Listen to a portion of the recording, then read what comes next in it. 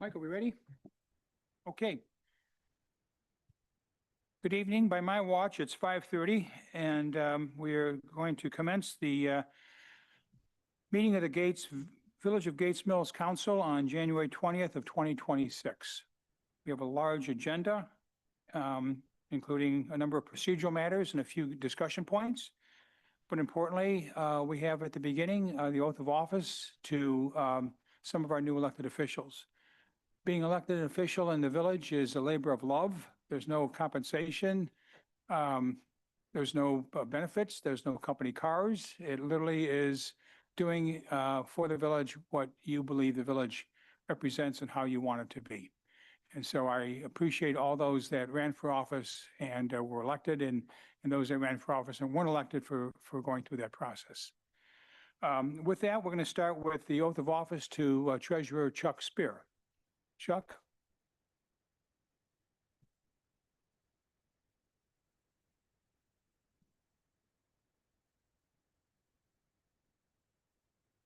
Good evening.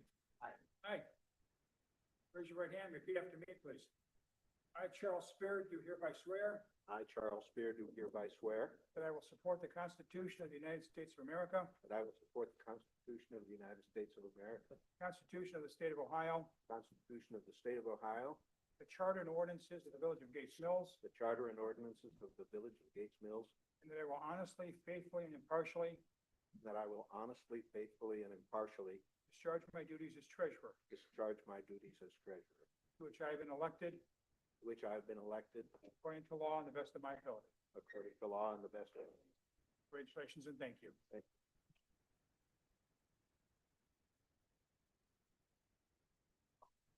Chuck brought his family, his daughter and his grandchildren, so a quick wave from the group. Thank you. Thanks for coming. Okay, we also have 4 new council members, or 3 new ones and one who's repeating that we need the oath of office for. So if I could start with Ms. Greco, please.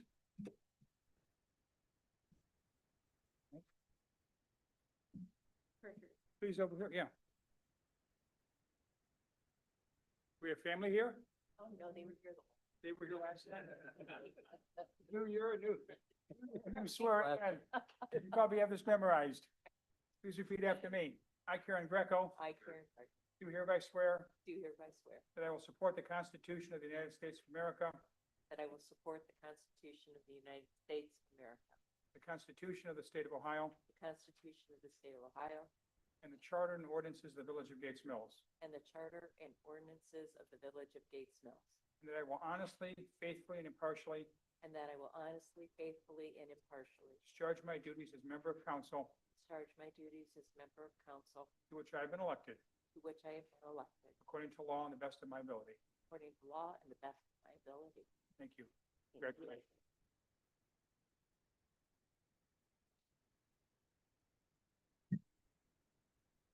Megan, you want to bring the Perez family up? Kids at least, they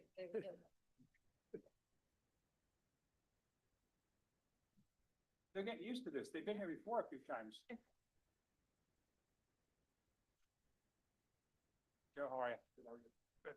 Please repeat after me. I, Megan Perez, do hereby swear I, Megan Perez, do hereby swear that I will support the Constitution of the United States of America, that I will support the Constitution of the United States of America, the Constitution of the State of Ohio, the Constitution of the State of Ohio, and the Charter and ordinances of the Village of Gates Mills, and the Charter and ordinances of the Village of Gates Mills, that I will honestly, faithfully, and impartially and that I will honestly, faithfully, and impartially discharge my duties as member of council discharge my duties as a member of council, to which I have been elected, to which I have been elected, according to law and to the best of my ability. according to law, to the best of my ability. Congratulations.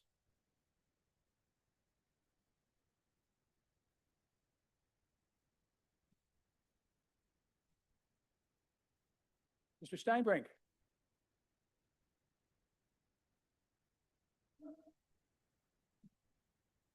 Family here tonight, or you No. solo? I'm solo. The boys are home? Yeah, Boys- Lindsay's at home? yeah. They're all warm in front of the fireplace? Correct. Where ours are. Please repeat after me. I, Craig Steinbrink, do hereby swear I, Craig Steinbrink, do hereby swear that I will support the Constitution of the United States of America, that I will support the Constitution of the United States of America, the Constitution of the State of Ohio, the Constitution of the State of Ohio, and the Charter and ordinances of the Village of Gates Mills, and the Charter and ordinances of the Village of Gates Mills, and that I will honestly, faithfully, and impartially and I will honestly, faithfully, and partially discharge my duties as member of council discharge my duties of member of council to which I have been elected to which I've been elected, according to law and the best of my ability. according to law and the best of my ability. Congratulations.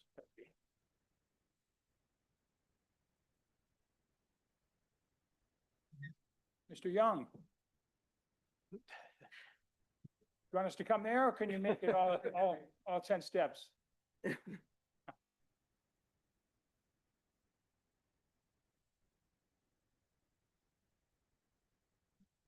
Judy back there? I think she's fine back there. Cameron, okay, thank you. This way, so you can see me through the microphone. Okay, there you go. Raise your hand and repeat after me, please. I, David Young, do hereby swear I, David Young, do hereby swear that I will support the Constitution of the United States of America, that I will support the Constitution of the United States of America, the Constitution of the State of Ohio, the Constitution of the State of Ohio, and the Charter and ordinances of the Village of Gates Mills, and the Charter and ordinances of the Village of Gates Mills, and that I will honestly, faithfully, and impartially and I will honestly, faithfully, and impartially discharge my duties as member of council discharge my duties as member of council to which I have been elected, to which I have been elected, according to law and the best of my ability. according to law and the best of my ability. Congratulations. Thank you.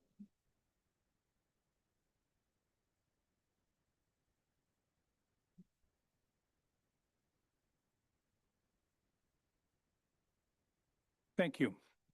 Roll call, please, clerk. Broom, Yes. Greco, Yes. Anesco, Yes. Perez, Yes. Steinbrink. Yes. Turner. Yes. Young. Yes.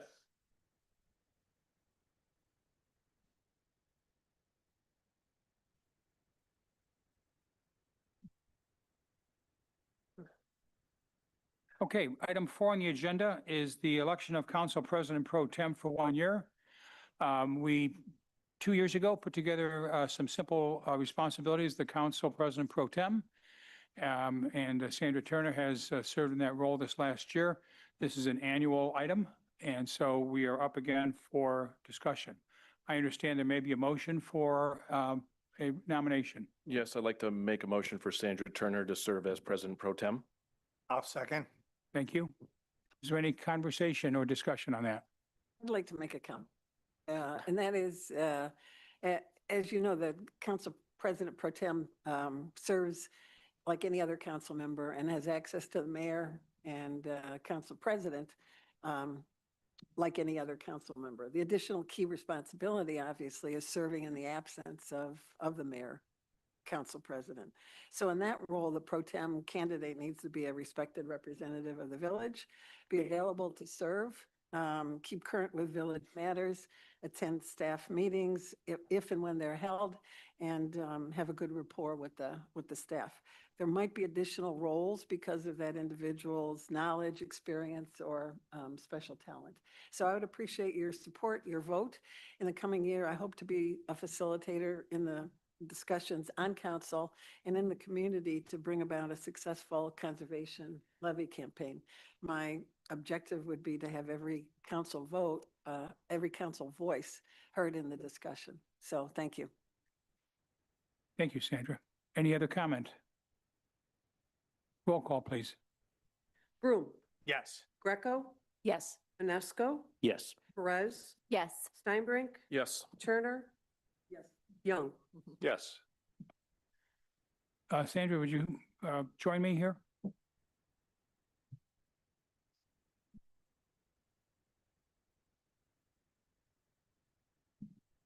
You know the routine? Right hand, please. We've done it 5 times today. I, Sandra Turner, do hereby swear I stand to do hereby swear that I will support the Constitution of the United States of America, that I will support the Constitution of the United States of America, the Constitution of the State of Ohio, the Constitution of the State of Ohio, Charter and ordinances of the Village of Gates Mills, and the Charter and ordinances of the Village of Gates Mills, and that I will honestly, faithfully, and impartially and that I will honestly, faithfully, and impartially discharge my duties as Council President Pro Tem, discharge my duties as Council President Pro Tem, to which I have been elected to which I've been elected according to law and the best of my ability. according to law and the best of my ability. Thank you. Congratulations.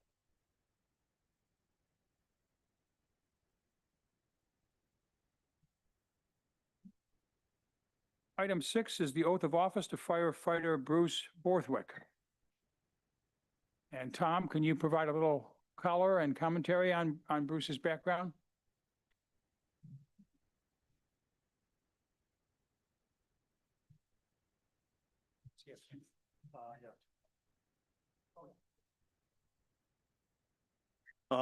Bruce comes to us, he's a recently retired fire captain from the Lyndhurst Fire Department. He's got his full firemanship card. He's a paramedic, fire safety inspector, a fire instructor, and an EMS instructor.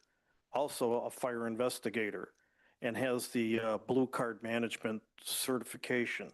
He also has a Bachelor of Arts from John Carroll University and holds the prestigious classification as a Ohio Fire Executive. I'm very pleased to have him come on our department. And without further ado, I will turn it over to the mayor. But I would like to say that his daughters are here in the audience. His wife could not be here tonight. She's a physician's assistant at Hillcrest Hospital and is on duty right now.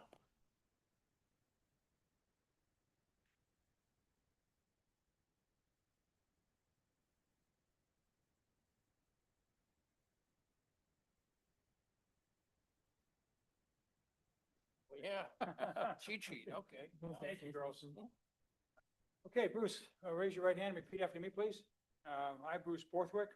I, Bruce Borthwick. Do hereby swear that I will support the Constitution of the United States of America. Do hereby swear that I will support the Constitution of the United States of America, Constitution of the State of Ohio, Constitution of the State of Ohio, and the Charter and ordinances of the Village of Gates Mills. and the Charter and ordinances of the Village of Gates Mills, And that I will honestly, faithfully, and impartially and that I will honestly, faithfully, and impartially discharge my duties as firefighter discharge my duties as firefighter to which I have been appointed to which I have been appointed according to law and the best of my ability. according to law and the best of my ability. So help me God. So help me God. Congratulations.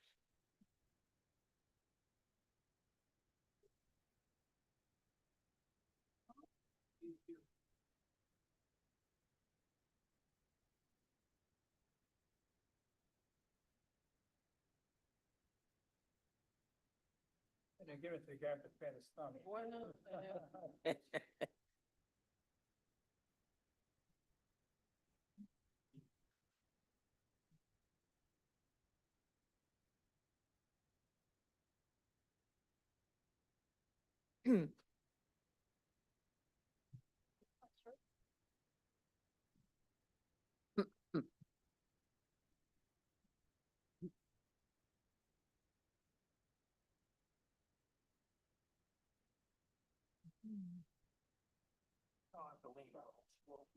All right.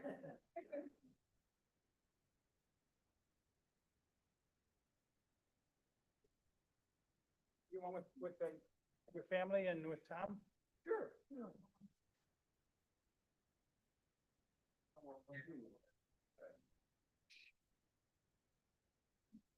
Thank you, Rob.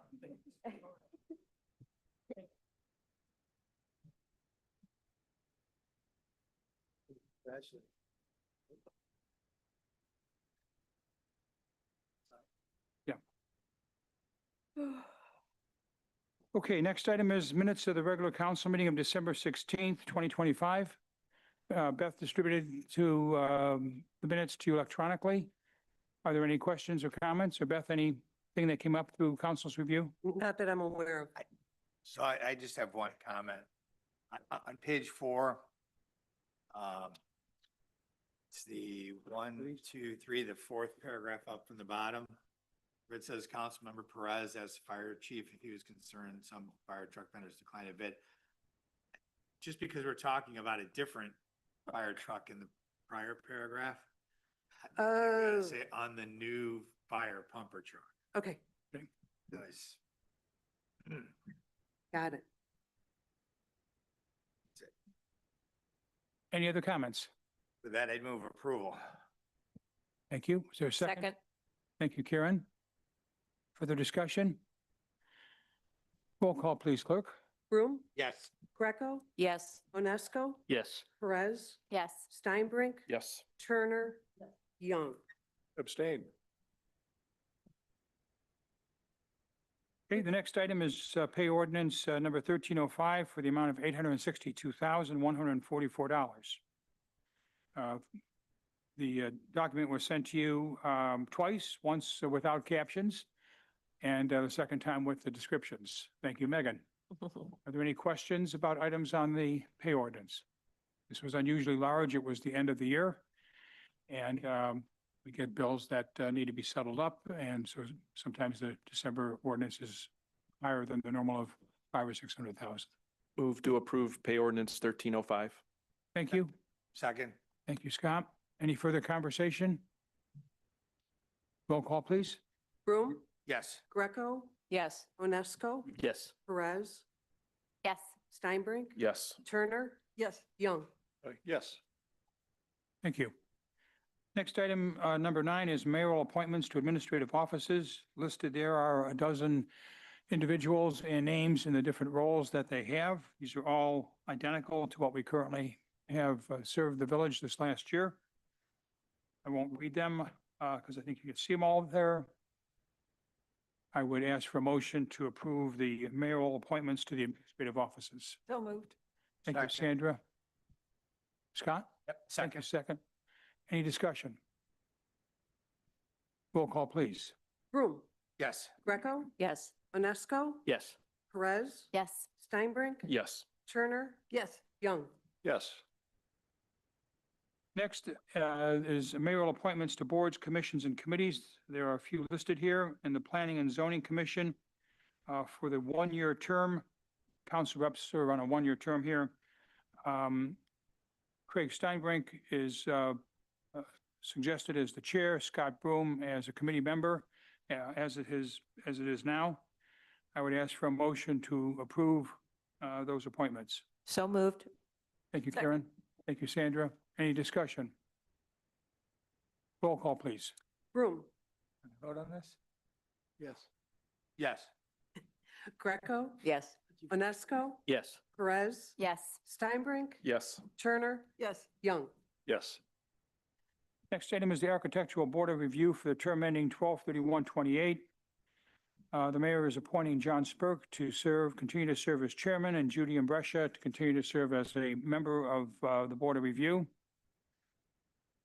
May I have a motion to approve those appointments?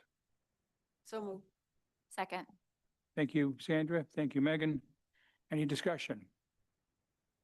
Roll call, please. Broom, Yes. Greco, Yes. Onesco, Yes. Perez, Yes. Steinbrink, Yes. Turner, Yes. Young. Yes. Thank you. Next item up, as you know, the Historical Review Committee serves as a subcommittee of the Architectural Board of Review. These are all one-year terms. The mayoral appointments is Sarah Walsh to continue as chairperson. We need a council rep eventually to be on that committee. If anyone wants to volunteer today, that's fine. The other members would be Jane Lindmark, Greg Noson, Chuck Spear, and architects Ellison, Giglio, and Childs.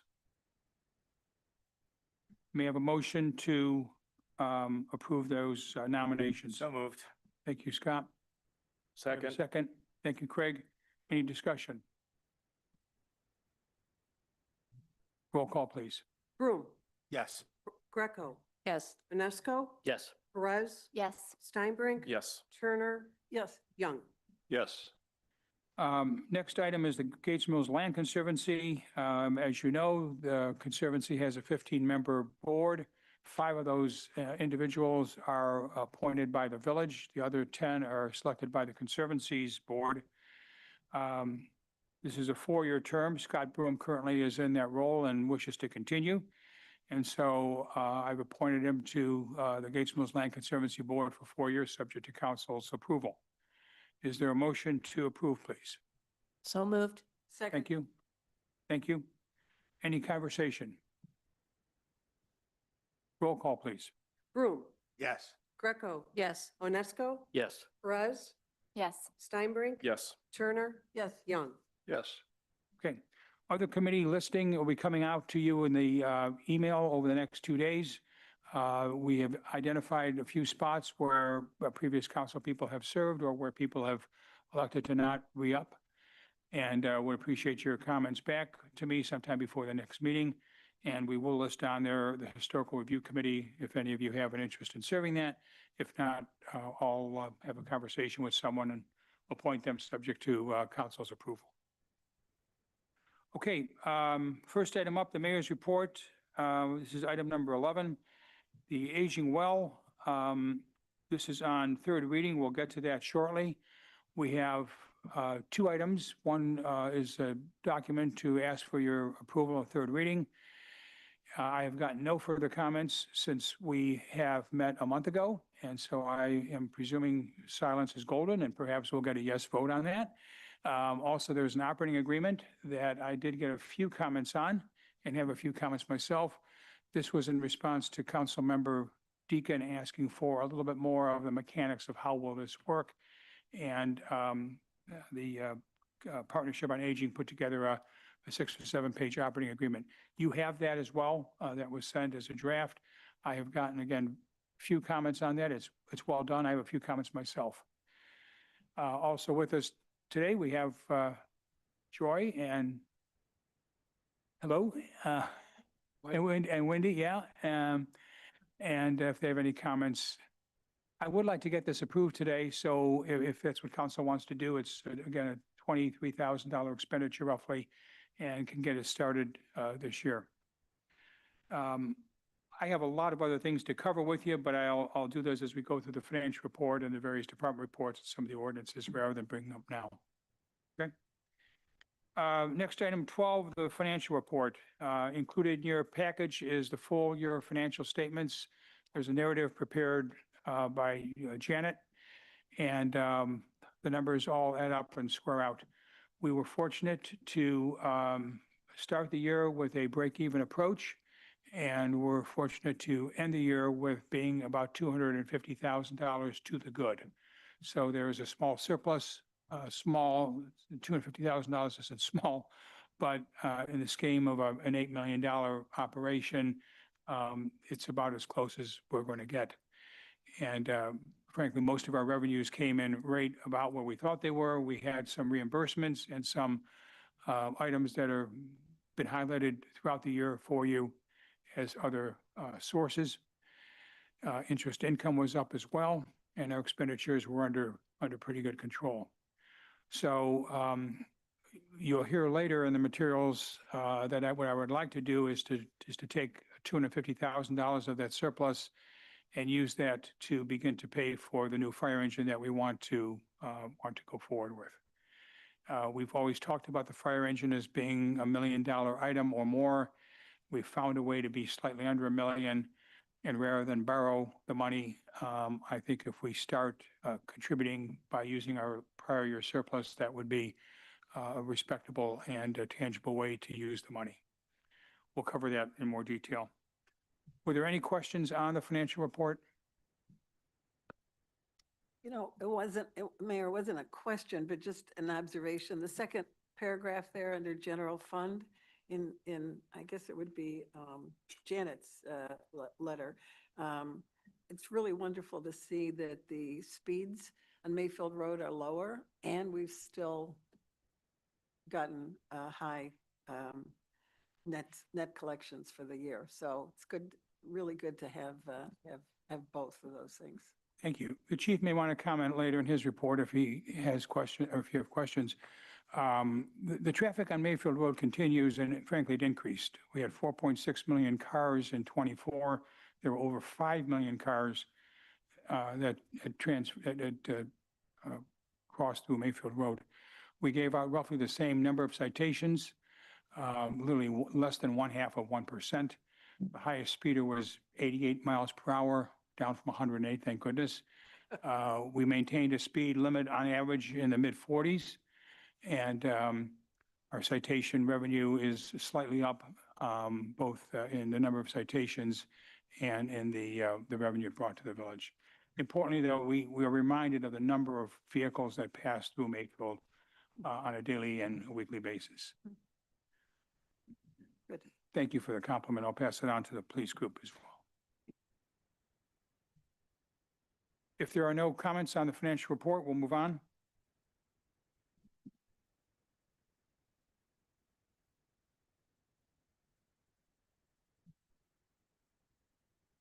Item number 13, the clerk's report. Anything from the clerk's Nothing to office? report.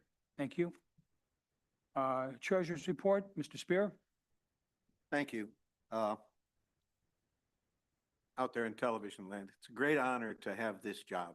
And I want to thank the people who told me I should do it. And I want to thank the people who voted for me. I know I didn't have an opponent. You didn't have to check the box, and a lot of you did, so I really appreciate it. It's an unusual job. If you look at the charter, I'm going to watch the money for council. I'm going to make certain that if the money's getting spent, you authorized it. That's that. It's not in the charter, but part of the job is to kind of stay out of the way of the finance administrator because she does the hard work and does it really well. But there's another thing in the charter, and it says consult with the council, consult with the mayor. So that's not, unless they ask, you should give them advice anyhow. It's not that. It's if you ask, I'm going to be there to help you out. We have three revenue sources that are significant in this village. We have real estate tax, we have income tax, we have income coming from the cameras. Tonight I'm going to hand out for you. Here comes your collection, and the others will go the other way. An executive summary of a memorandum that I've written about how real estate taxes works in Ohio. It's 2 pages. If you read it, you're going to be smarter than the people in Columbus who write these laws, I think. It's very hard to understand. There's 30 pages behind it that if you're interested enough, let me know and I will provide those to you. Real estate tax is going to become a very interesting subject this year. There's a petition going around to ban real estate tax in the state of Ohio. They have till the 1st of July to get the signatures to put it on the ballot. Otherwise, it's been approved as to language, et cetera. It would have very serious effects on school systems and on communities like ours. So we really have to take a look at that. Real estate taxes are so misunderstood here. Everybody thinks they're just skyrocketing ahead, and they're really not. I did a random sample of 6 taxpayers to see how their taxes had changed from 2016 to now. And one of the most remarkable things I've ever seen, the 6 all turned out to be members of this council. 6 rather than 7, because one of them spent a ton of money on remodeling the house and it just screwed the taxes all up terribly. But what you see, if you look at the aggregate of all of those, is that in 10 years, those tax bills have gone up a total of 12%.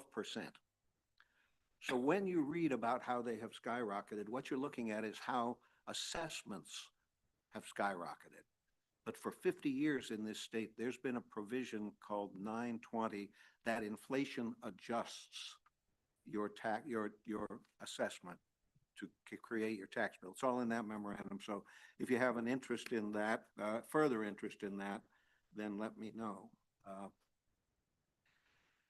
And pretty much that's what I have to say. Well, let me tell you a little bit about our investment portfolio, about Ancora, our investment manager. Several years back, as we were making investments, we were getting the best possible return we could get, which happened to be 0.5%. Sometimes we could get 0.7%. Now we have in this quarter $850,000 rolling off, maturing at an average maturity of about 1.39%. And because we're using a very conservative bond ladder approach here, we'll roll this into a longer maturity. We'll put some money away for fire engine as well.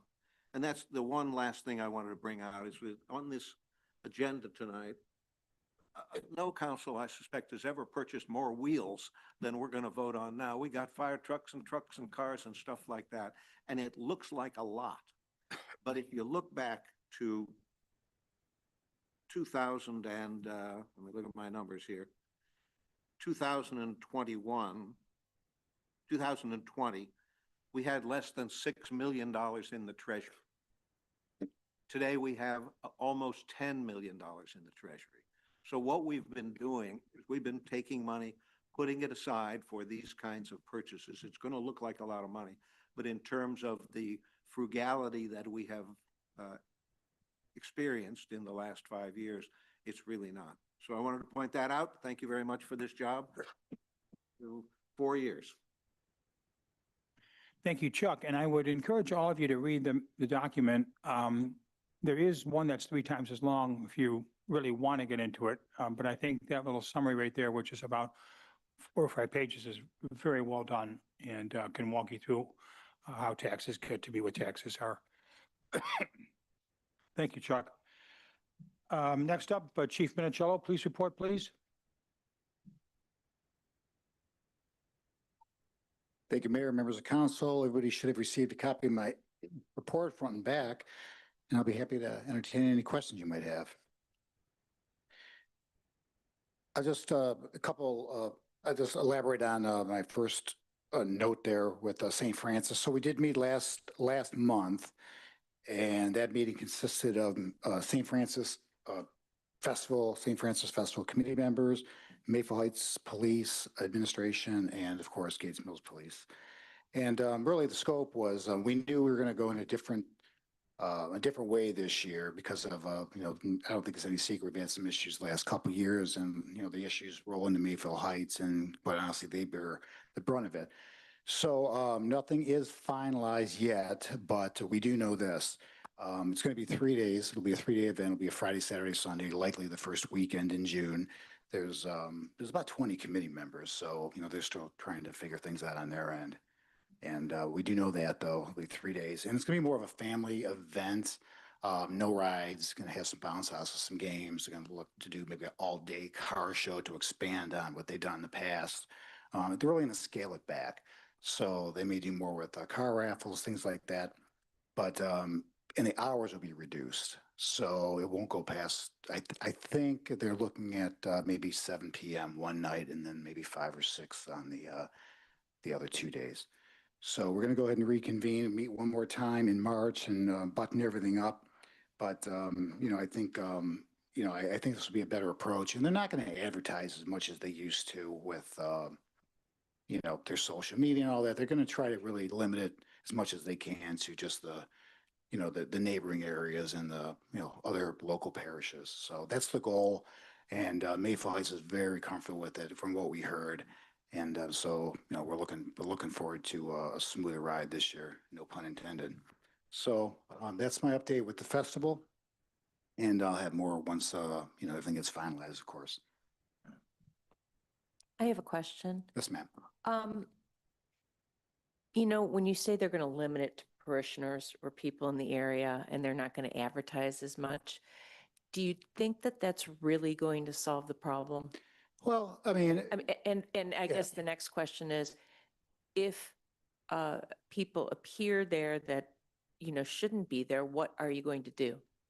well, that's a slippery slope, because what does that mean exactly? Who doesn't Right. appear to be there, right? And so I will tell you that just from experience, and I've only missed one in my time here, and things have, certainly been more challenging over the years.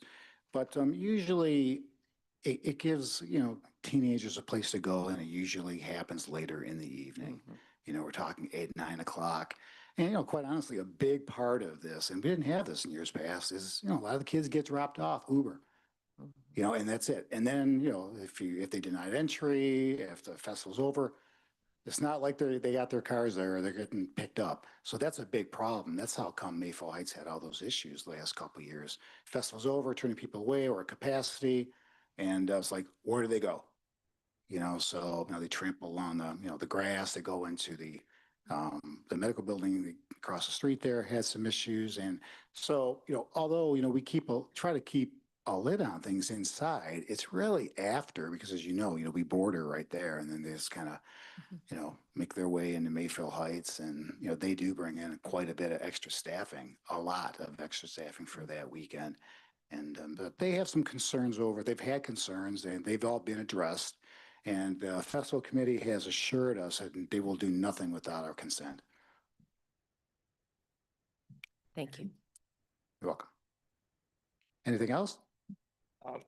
Just one thing, Chief, and I think I'm following on Councilmember Turner's, on Sandra's comment about the traffic cameras.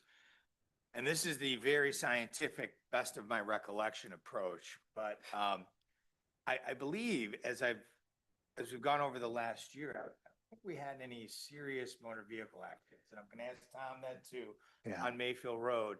And I think that's another thing we can point to, not just the speeds are down, but it looks like safety has in fact improved on Mayfield Road.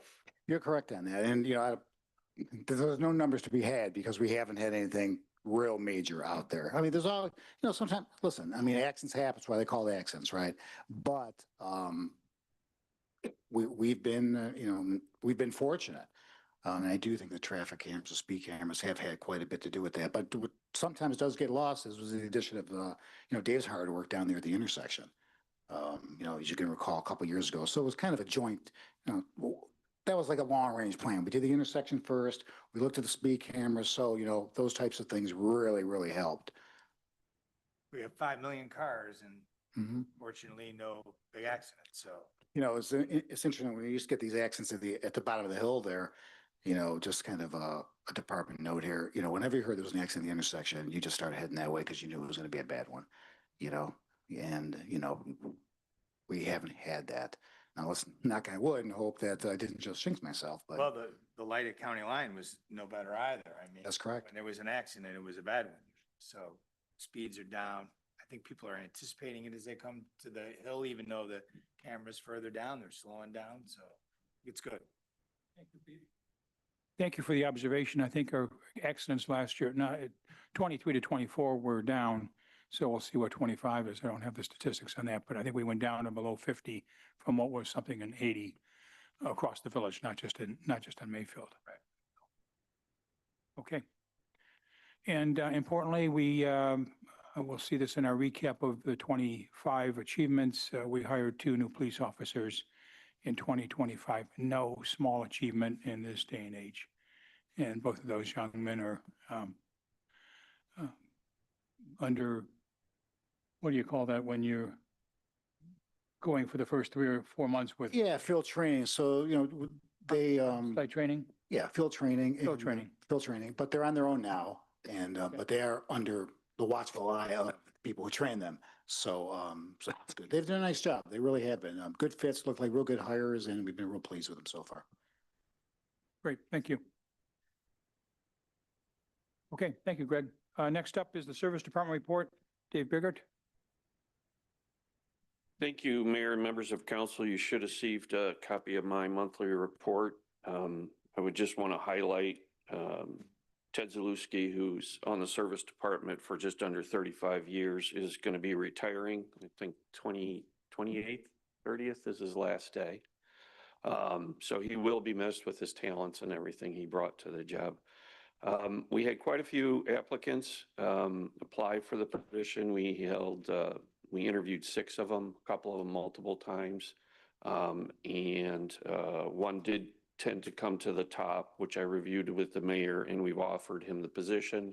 His name's Mike Sanders. He lives just on the other side of Chester and Kirtland, has a wife, hoping to start a family soon. He currently works for a landscaping company, so he's used to operating some of the equipment we have. Plus, most importantly, he knows how to plow, because if the landscapers aren't doing much in the wintertime, they're plowing. So while he doesn't have a CDL for the large truck, which we'll put him through, he can go right into one of our medium duty trucks and plow if we need him once he gets started. So we'll get him in, get him used to our system, train him a little bit, and I think he's going to be a really good asset for the department and the village. So we're looking forward to having him. I think the mayor asked me to talk about the salt bin. Is this? Well, can you talk just a bit about recycling for a moment and then Yes. salt bin? Yes. So I received an email from Joe, who's our contact or liaison with Rumpke, getting the monthly or in the year totals for recycling and trash. And much to my surprise, we increased our recycling by 348%.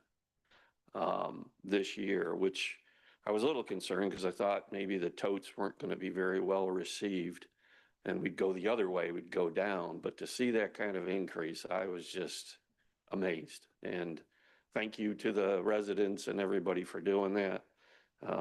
This is what will go into our annual report to the county, and I think that's a tremendous job and well done to everybody who participated with it. So thank you. Importantly, too, it's not forgotten that our rates went up 35% with the contract renewal. Part of that was the fact that our recycling was nascent. We were one of the lowest communities in all the county.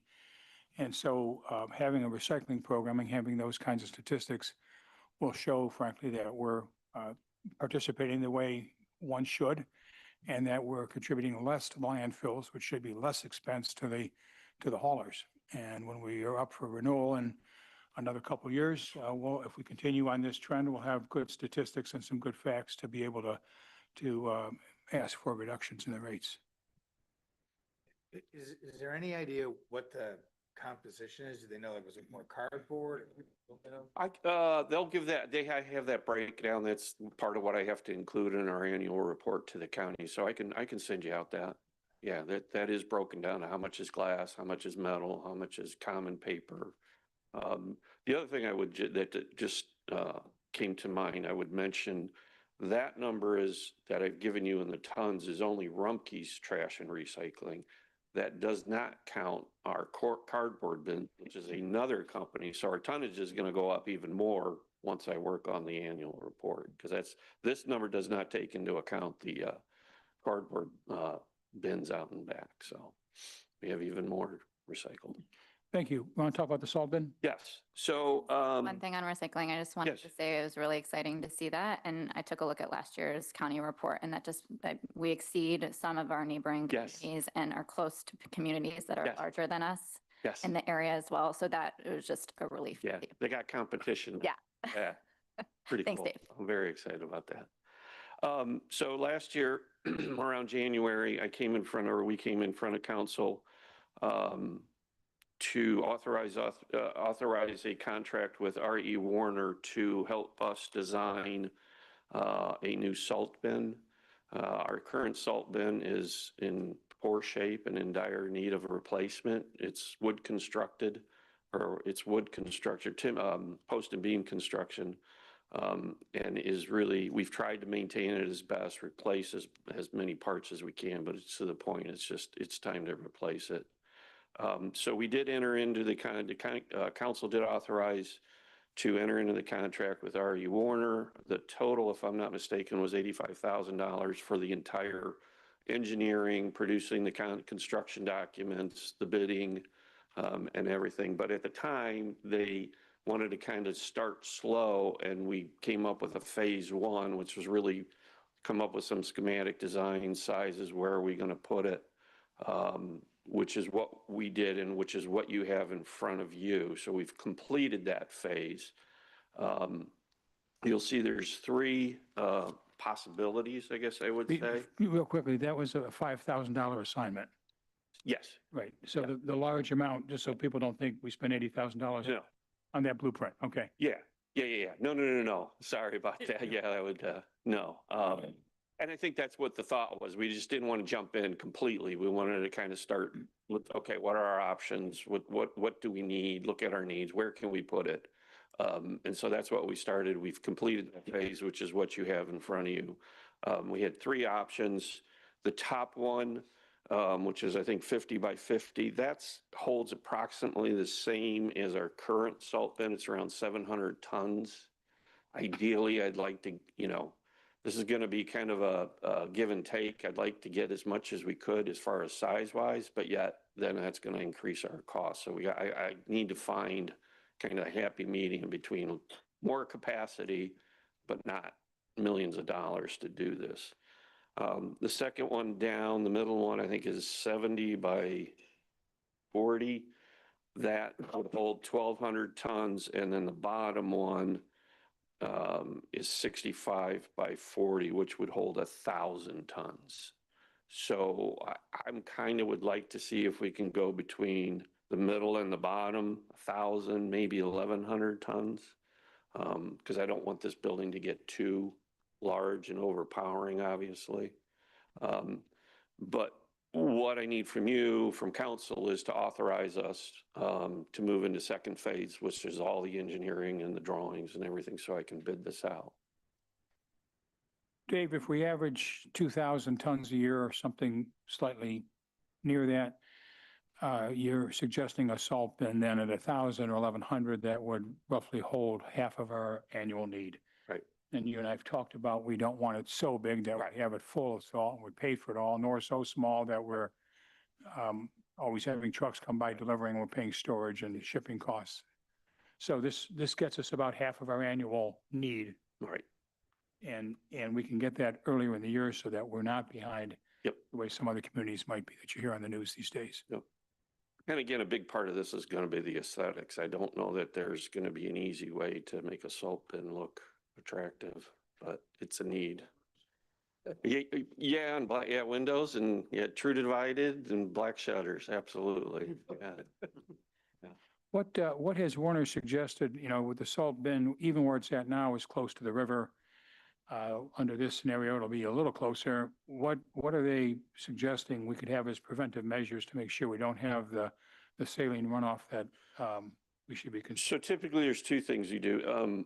We would have a set of doors that would close. That's mainly done in the off season, the summer, so that prevents the rain from at an angle coming in and washing out the salt.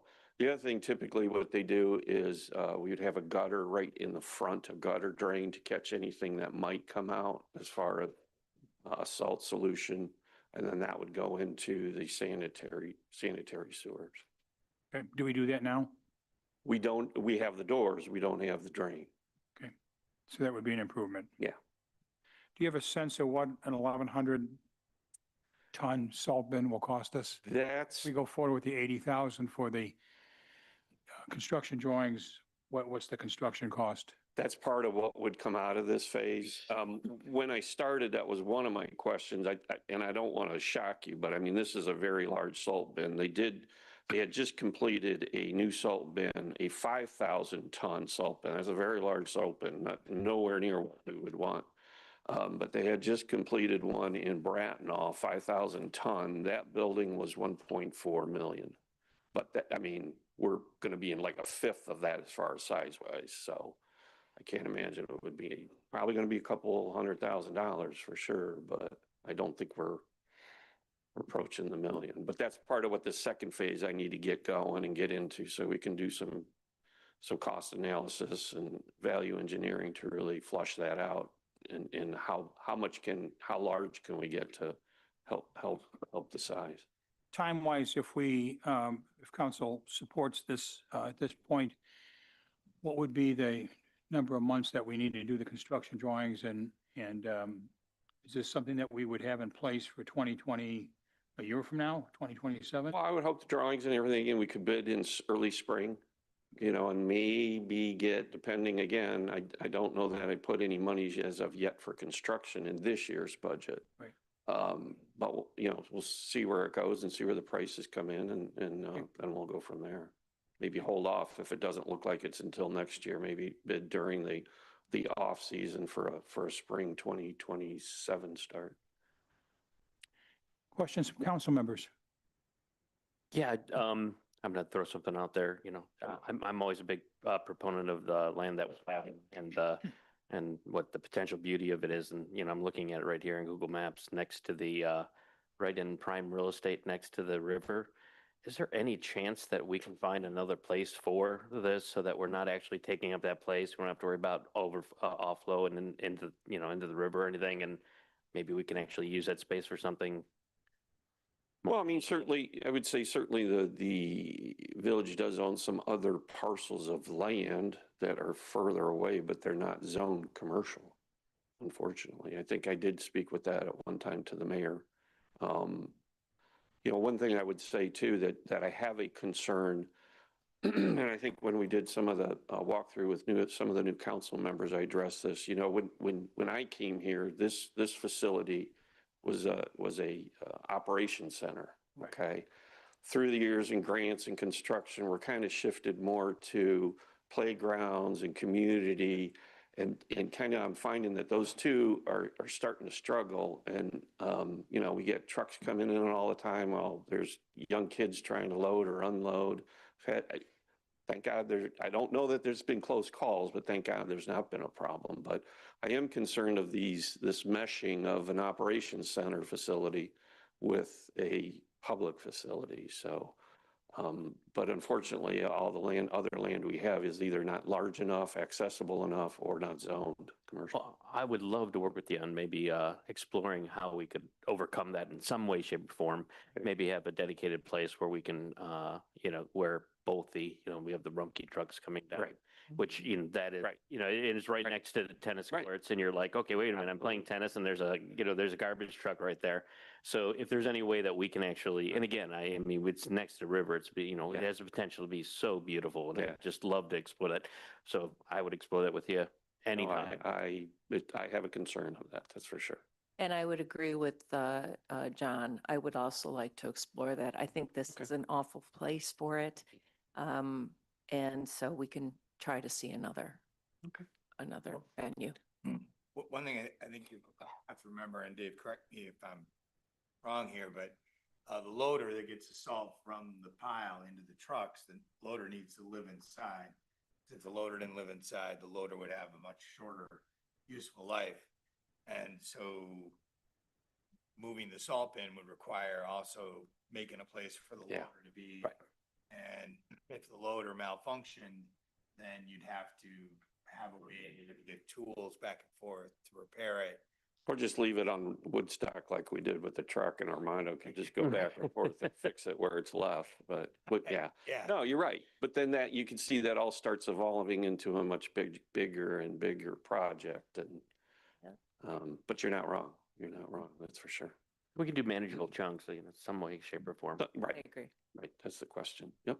So on these plans, the new salt bin would be across from the service department, not behind it, like the No, it would current- be back, But what if you is know where behind? Rumpke kind of is set Yeah. up with the trucks, it would be a little to right or to the north. Yeah, so Back in that but not where the current salt bin is, Correct. behind the building. As of now, yeah, I think that was one question I think the mayor brought to me earlier today is why don't we put it where the current one is?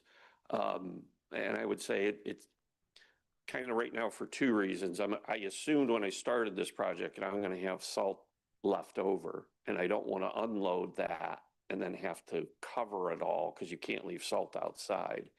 Why we tear down the building and then build the new one. So my thinking was it would work out nice. Leave the old salt bin full of salt or with salt, completely build the new one so that we're not causing any disruption of our operation. And my thinking down the line, when we tear down the old one, I would like to maybe build a lean-to someday off that back, because we lost our indoor storage for a lot of our equipment when Mr. Reitman built the new house.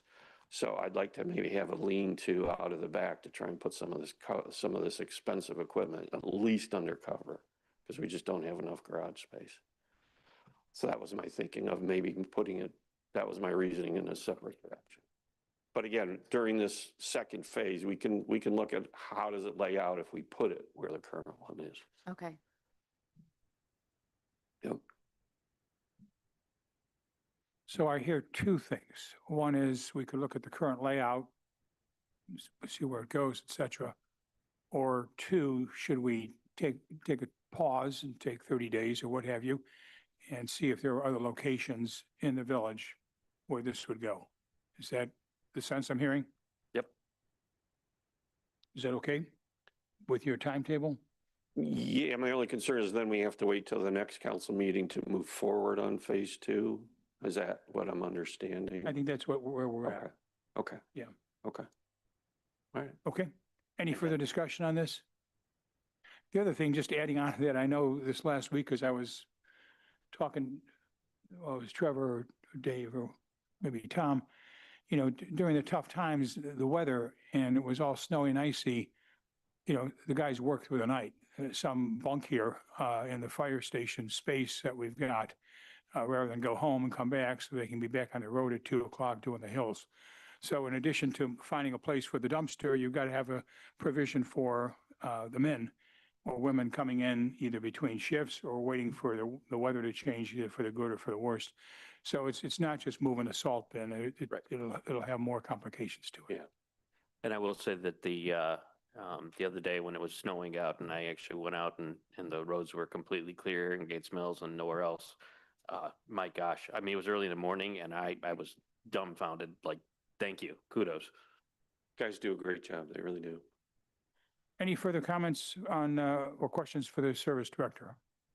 That would conclude my lengthy report. Okay, thank you. Thank you all. The next item is the fire department report. Chief? Thank you, Mayor and Council. You received a copy of my written report. I will entertain any questions. Tom, obviously the amount of volume for the year compared to last year has substantially changed. Fire count is way down from 293 to 232. I'm guessing perhaps some of that would be all the work we had in August of 24 on the storm and the number of calls. I know how busy we were in August of 24. And on the flip side, the EMS calls went from 201 to 235, up 17%. Can you comment on either of those? Yes. Aria House at 1735 Somme in 2024 had 17 calls. Last year, they had logged 24. So, and not all of those were transports, so we still got charged the full price. There's just more EMS activity as the population ages, as healthcare changes, where they're sending people home instead of keeping them in the hospital, so on and so forth. So that has a direct effect on our budget. We had budgeted this year for EMS calls based on a 2 or 3 year average. I'm not sure we used 235 in our last statistics, so we might be a little bit shy on that. We'd be okay, but it's just a number that we really can't control. People are sick and they make a call, We have met with the individuals at the location Tom mentioned. They assured us of their understanding that these are not free calls to the village, that these cost us money and they know what that amount is. They've assured us that they will make sure with their staff that people are reminded that emergency calls are emergency calls, are not blood pressure checks. So I'm not saying that's what they did, but we've just got to be cautious on a lot of fronts on this. Any questions for Tom on the operations of the fire or EMS department? Thank you. We'll be back to you on the truck, okay? Updates real quickly on broadband.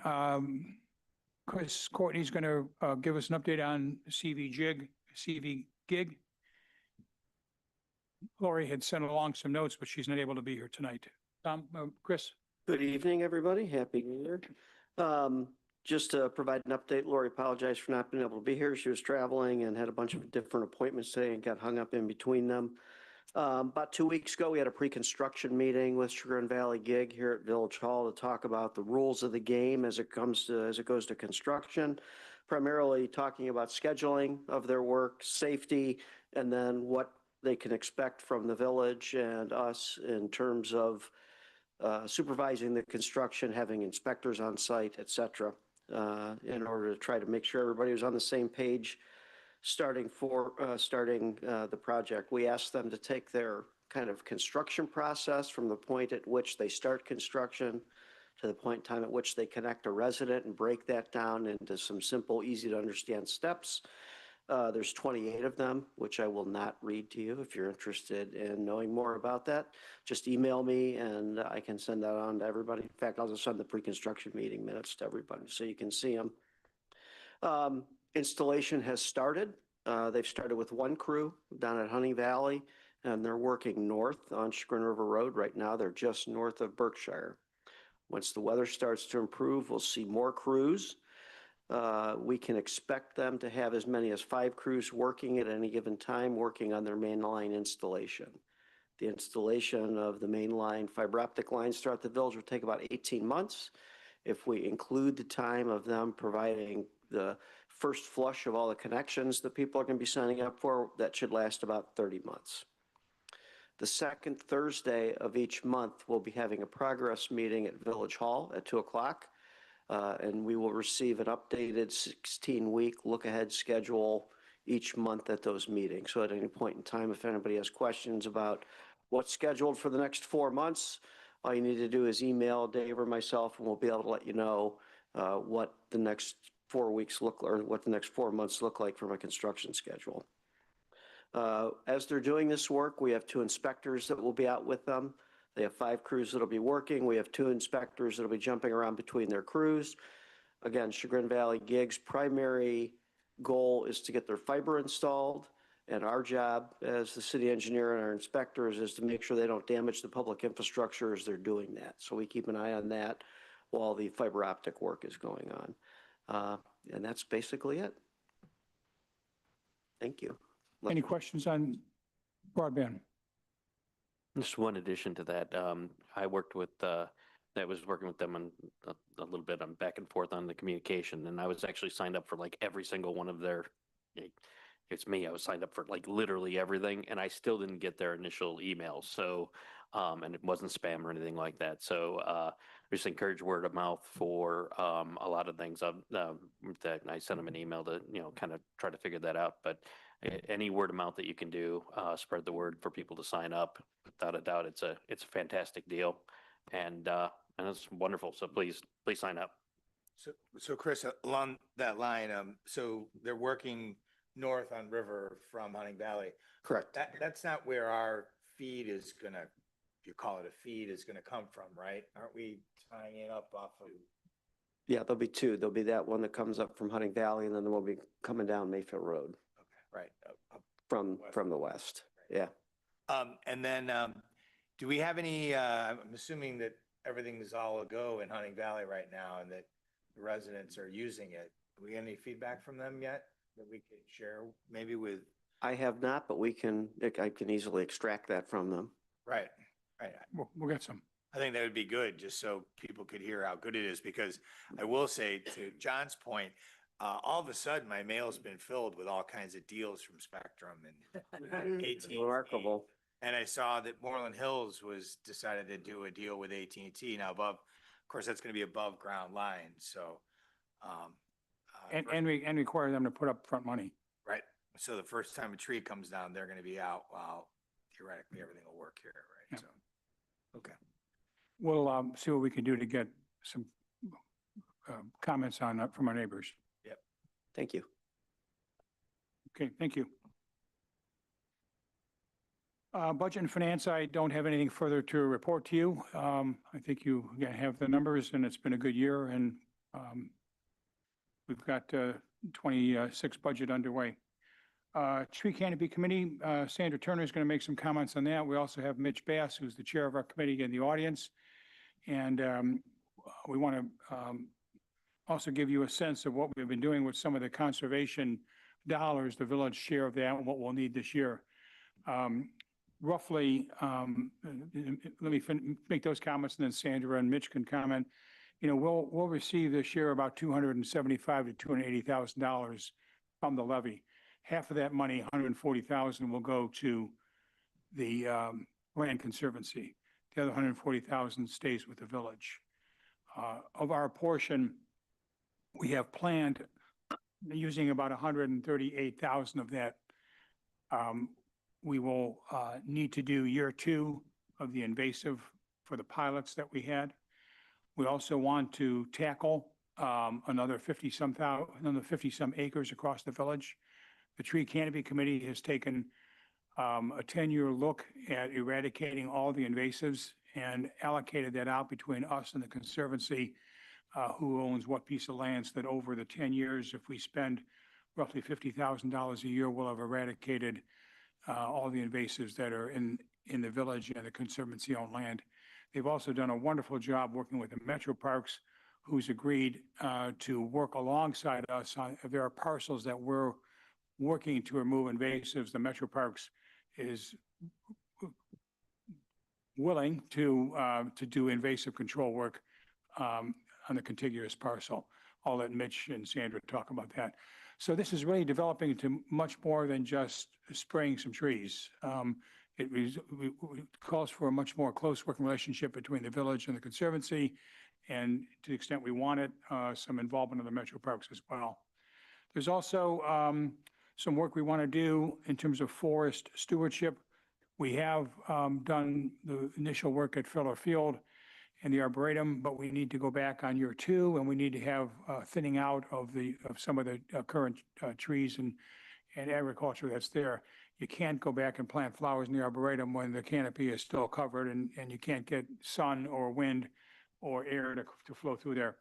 So there are plans to spend $2,500 at Filler Field and about $1,000 at the Arboretum to create essentially a forest management plan, and there'd be some thinning out of the trees at those 2 locations to create it as a much more amenable site.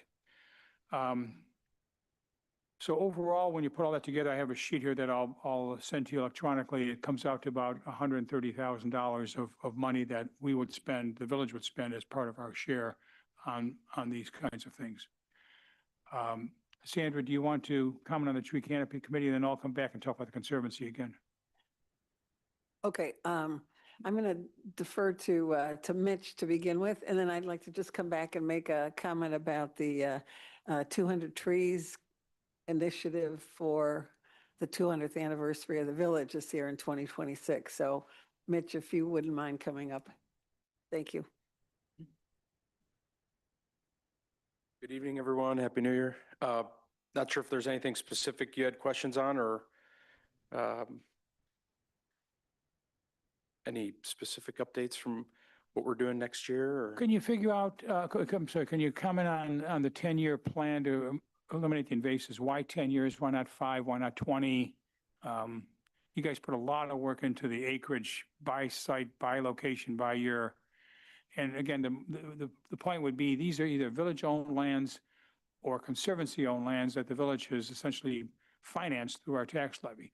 So those are kind of, in my mind, public lands. We'll have to figure out who gets what money to do what work, what year. But it's a pretty big goal to be able to tackle all that in 10 years.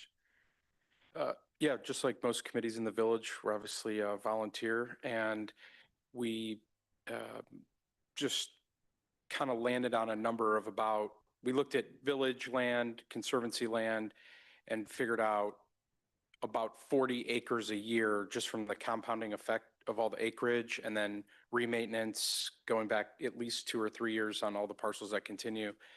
It's a tremendous amount of work, just coordinating with the contractors and the budgeting, and frankly, making sure a job is being well done. And so as our group, we thought that was a reasonable amount to chip away for 10 years. At 10 years, 40 acres a year, we'll reach, give or take, about 400 acres, which we thought was pretty impressive. As you mentioned as well, Cleveland Metro Park approved at their board level. They're going to be tackling somewhere between 23 and 33 acres in the village as well, joining the parcels that we've been doing. So there will be some significant continuous tracks, and they're going to be doing that on their own expense. And we're also working on the sort of land conservancy and village side of piloting an initial kickoff with the Garden Club and a parcel in front that's privately owned through some federal grant programs called EQIP. And so those acreages aren't included in the 40 acres. That's 40 acres that will be in the village side program. And so we'll approach, and we did 66 last year, so we'll be a little north of 106 just on the village side. And then adding in almost another 50 acres between the Land Conservancy, Cleveland Metro Park and some of this private federal funding program. So it's there's going to be a lot of acreage under management, and all these programs take a lot of work, a lot of paperwork, a lot of meetings, a lot of coordination between different departments in the state, federally, emails, follow-ups, making sure things are being inspected. So we thought those were ambitious numbers. So that's why we took it out 10 years. So. Mitch has done a wonderful job as the chair of this tree canopy committee, and it's so exciting because it's such a nice collaborative among the village, the Land Conservancy, Metro Parks, state government, federal government, and it just a real collaboration. And timing is everything, and it just seems like this has all come about at a time when people are really focused on conservation and preservation, and the whole village seems to be behind it. Mitch gets a lot of emails of people wanting the tree canopy committee to kind of come to their property next, because they have invasives too. We have some large tract owners that have reached out to us that we've sort of put as following years. So again, we can only tackle so much. Also, I was gonna show a quick video. We have run drones over and taken street level views of all the properties we did last year in contiguous falls now. And so the work just from an aerial view, and Sandra's been organizing all that. So we'll bring in a short clip, not obviously this, but maybe in one of the next council meetings, and you can see a quick video of really what's some of the areas that you can't even see from the road. It's pretty impressive. So A couple of other things in the Land Conservancy. Thank you, Mitch. The last thing that I wanted to mention as part of the tree canopy, the Improvement Society actually is going to be discussing a proposal to plant 200 trees for 2026, our 200th anniversary. It could also coincide with the Garden Club's, efforts to improve the arboretum, and the requirement for becoming a tree city, which is to have an Arbor Day activity. So the planting of these trees could again engage all of these organizations in the village and be our Arbor Day requirement. Steve, quick question for Yes. Mitch. What would you need to shorten that, from the village or the Land Conservancy to take that timeline from 10 years to 5 years? It's a good question. Obviously, resources. Monetary or just bodies and volunteers and people to help do the work?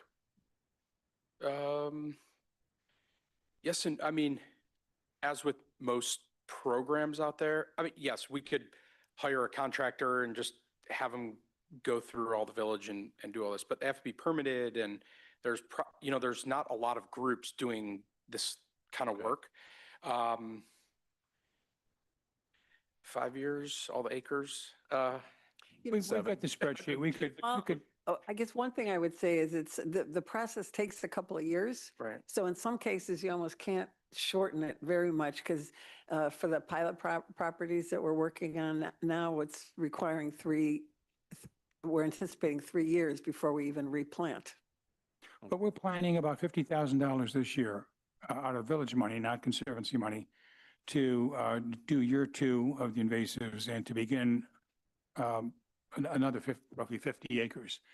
So if you double that, and we spend $100,000 a year, if we had the money and it could fit through, and you had the permitting and the people, it's not so much the bodies, because the work that's being done are all being done by people that are certified to deal with certain chemicals and certain approach. So it's not just us there with loppers that are trying to cut vines. There is some of that, but it does require people with certifications to do this work. So we could run some numbers. Yeah, there's also a seasonal aspect to this. So depending on what's on each parcel, you can only do certain things in the summer and certain things in the winter. Some you can do both. So, if you don't catch things perfectly in the cycle, it's really hard to do it quickly. Yep. David, you got a question? Thank you. Mitch, is this a war that can be won, can be won and then we move on? Or once you stop fighting, do the invasives work their way back in again? And from a budgetary standpoint, should we have the expectation that there'll be a yearly maintenance cost to keeping the invasives at bay? It's it's not a war. It's definitely, I'll call it an ongoing marathon. No, they never go away. I mean, it's been left alone for so long. The seed banks are full of these things, which is why at minimum, it takes 3 years on a singular parcel to eradicate 80 to 90%. But so the properties continuously have to be maintained, just like you maintain your, weed bed in your front yard or your flower bed in your front yard. So the work gets much less and much faster, and then cover greater ground, and they know what they're looking for because we have things documented and things like that. So The calculation that we had from the tree canopy committee, just because I have it handy, Mitch, you might not have it unless it's rolled up in your hand there. But David, to your point, the annual budget going forward on a long-term basis, after we've cleaned up our 198 acres, is $15,000 to the village. So this is not a battle of, Sounds too good to be true. I'm not saying it's not. Yeah. I would have expected it to be much bigger. Yeah.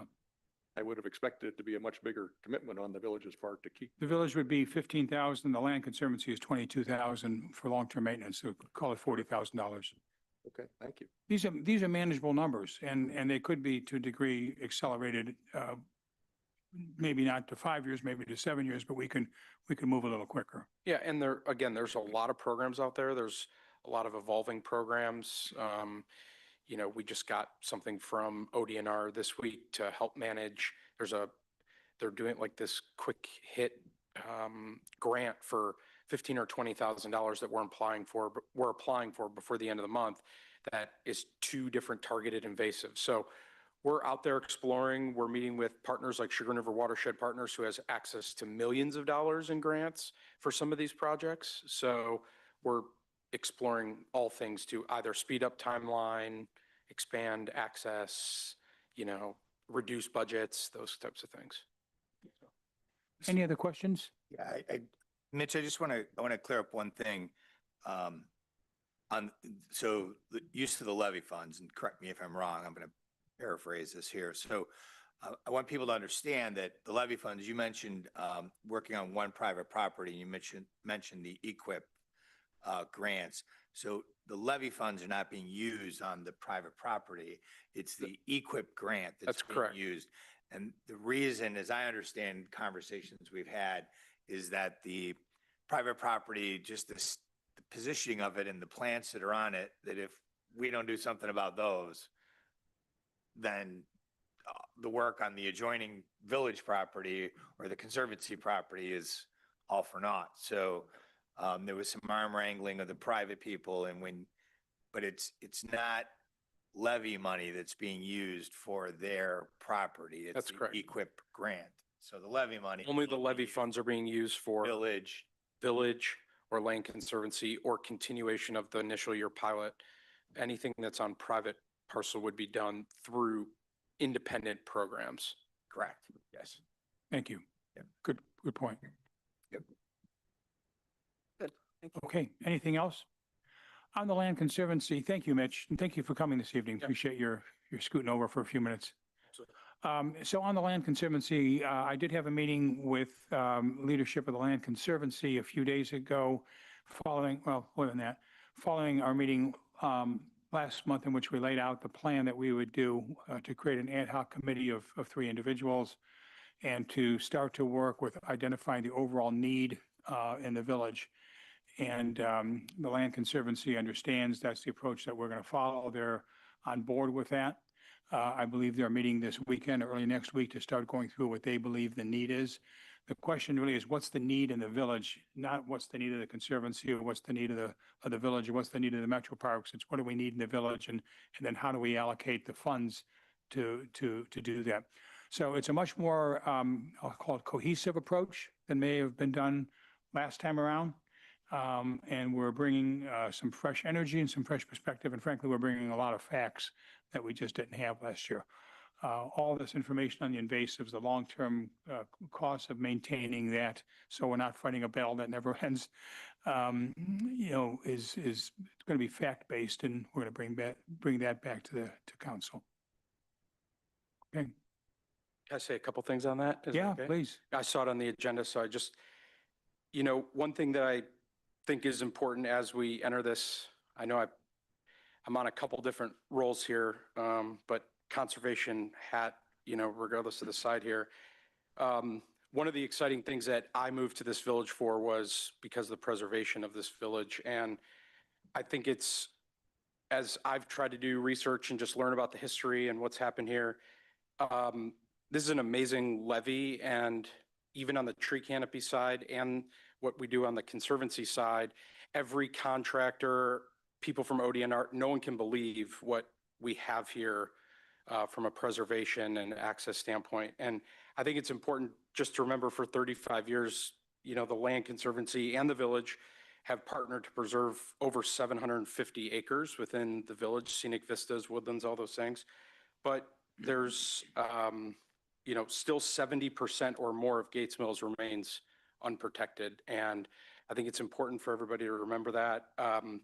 And there's a lot of parcels here, as we know, that could or are getting carved up that I think we need to do a good job as stewards of this village to maintain.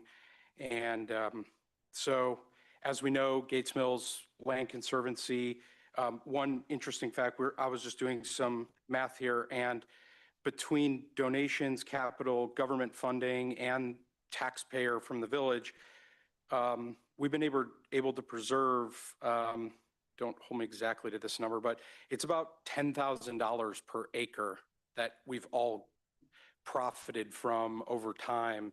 And you think about that and what values are in Gates Mills, that's a significant, that's an amazing number from an acreage and a dollar standpoint that we've been able to do here. So I just say this as independent on both. I'm excited to participate on this. I hope council has a good, fresh perspective on this and not, what's happened previously. And we can do what's right and continue to enjoy the green spaces and the vistas and what all the positive work that's been done here. So that's it. Thank you, Mitch. Yep.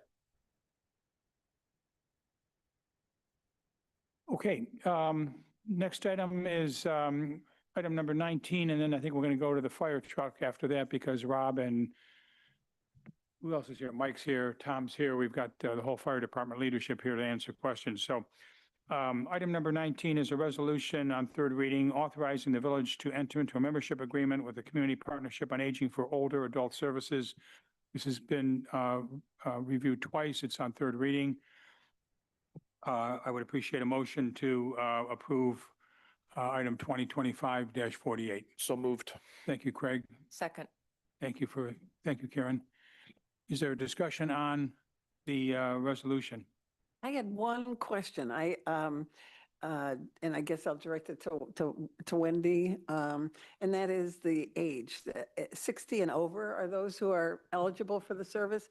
When you're talking about programs like a Mahjong group or a luncheon, whatever, does the age 60 apply to that as well? It's a guideline. Okay. Programs are open to everybody. Okay.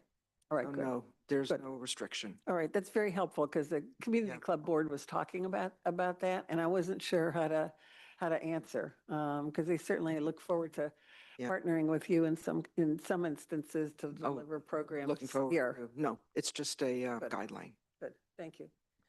So I have one comment.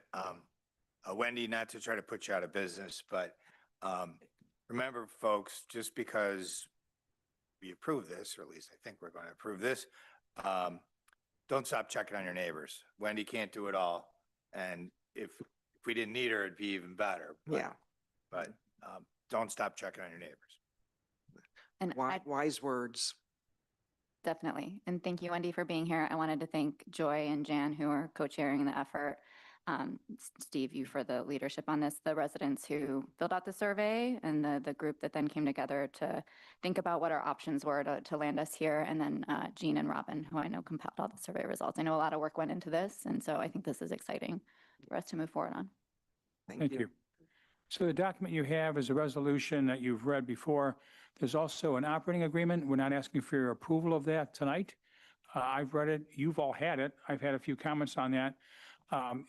if we want to go forward with this as our aging well community and our senior program, if you will, then appreciate your approval today. We can sign the one agreement that puts us as part of the Council of Government that oversees this. And we'll work on the operating operations of what services and at what time and how often do we meet and what kind of do we quarterly reports or monthly reports. There's a lot of mechanical things, again, that you've seen in the 10-page document. Any further comments? I'd ask for a roll call, please. Broom, Yes. Greco, Yes. Anusco, Yes. Perez, Yes. Steinbrink, Yes. Turner, yes, Young. Yes. Thank you. Wendy, thanks for coming. Thank you very much. Okay. Thank you, Joy.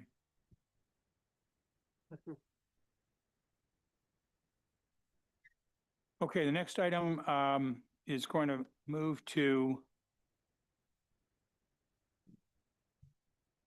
This one is just a typo correction on the compensation ordinance.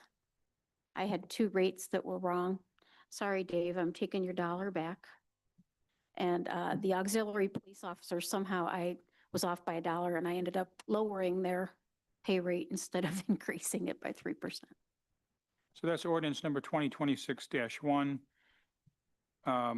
correcting the error and declaring an emergency. I move to suspend the rules. Thank you. For ordinance 2026-1. Thank you. Second, Thank you, Sandra. Discussion? Roll call? Broom, Yes. Greco. Yes. Onesco, Yes. Perez, Yes. Steinbrink, Yes. Turner, yes, Young. I move that we approve ordinance number 2026-1. Second. Thank you. Discussion? Roll call? Broom, Yes. Greco, Yes. Onesco, Yes. Perez, Yes. Steinbrink, Yes. Turner, yes, Young. Yes. Thank you. We're going to jump to number 26-7. This is a resolution accepting a bid and awarding a contract to the Johnson's Fire Equipment Company for the purchase of a new fire truck and declaring an emergency. Rob is here, Mike is here, Tom is here. We reviewed the specs with you back in the fall. You approved us going out for bids, which came back, I believe, on December 19th. The fire department leadership could explain all that happened, but in short, there were two bids. The one bid was close to $200,000 from Johnson's, less on a Spartan product than otherwise on a Pierce product. Both products could have serviced the village and would have done that well. The Spartan through Johnson was, again, about $200,000 less. We looked at timetable. These will all take close to 2 years to manufacture. We spoke with Johnson, which is the recommendation of the fire department, by the way, on how we can check on milestones to make sure that we don't just wait 2 years and then hear that we're not quite done, come back in another year. So there are milestones that have been built in as to the design specs, examination of the chassis moves to the Dakotas for filling out the box, the firebox comes back, goes into another location, they do some final testing. If we have some milestones that we can continue to follow, we'll find some assurance that the truck will appear roughly in the 2 years. There are, of course, legal outs in case you can't find parts and we change our mind and slow things down. I see those as relatively modest risks because we've, in our specs, laid out pretty precisely what we'd like. And to the extent we've genericized some of the items so that they weren't all specials that would take special manufacturing or special timetables. I think that Rob and Mike and Tom have done a fabulous job bringing this in under $1 million. We were offered, you could tell in the write-ups that were given to you, we were offered a cash discount to pay up all up front. I reviewed that with the fire department as well as with Treasurer Spears. That savings would be about 3.5%. And we believe that our investments, as Chuck mentioned a few minutes ago, we'll be able to invest those at 4+% starting now. And so the cash discount really isn't attractive. Would also be frankly giving $1 million to somebody hoping in 2 years that we have a truck ready to drive down the road. A certain amount of risk to that as well. We also looked at financing it and looked at commercial lenders or outside financing. Those rates were all over 4.5% to 5.5%. And again, we believe we could do better than that. So why borrow at 5 or 5.5%? And you know, when we can do better than that. So we've initially thought we would prepay this. There is legislation if that's what council chooses to do. At this point, it's the recommendation of myself, Chuck, Janet, and the fire department that we take the 2-year option, pay for this at the end of 2 years, and essentially use the 2-year period to save up the money.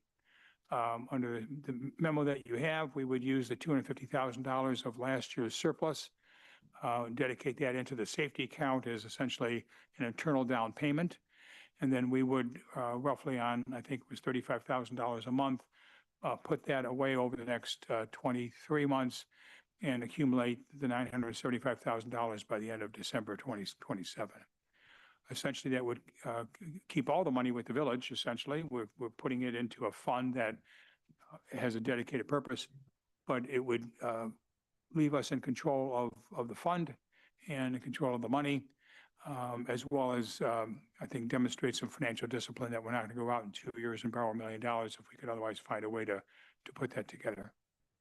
So with that, I'll pause and let Tom or Rob or Mike make any comments they wish to. Tom?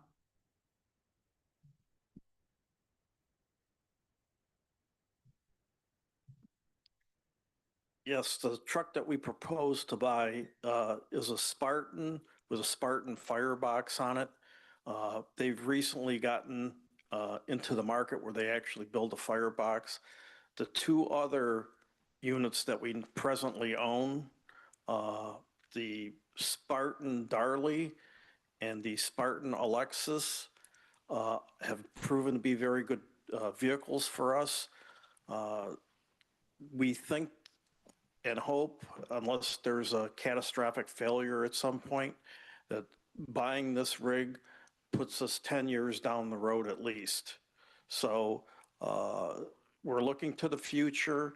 We're going to replace a truck that will be 40 years old when this one's delivered, and it does basically everything we need it to do.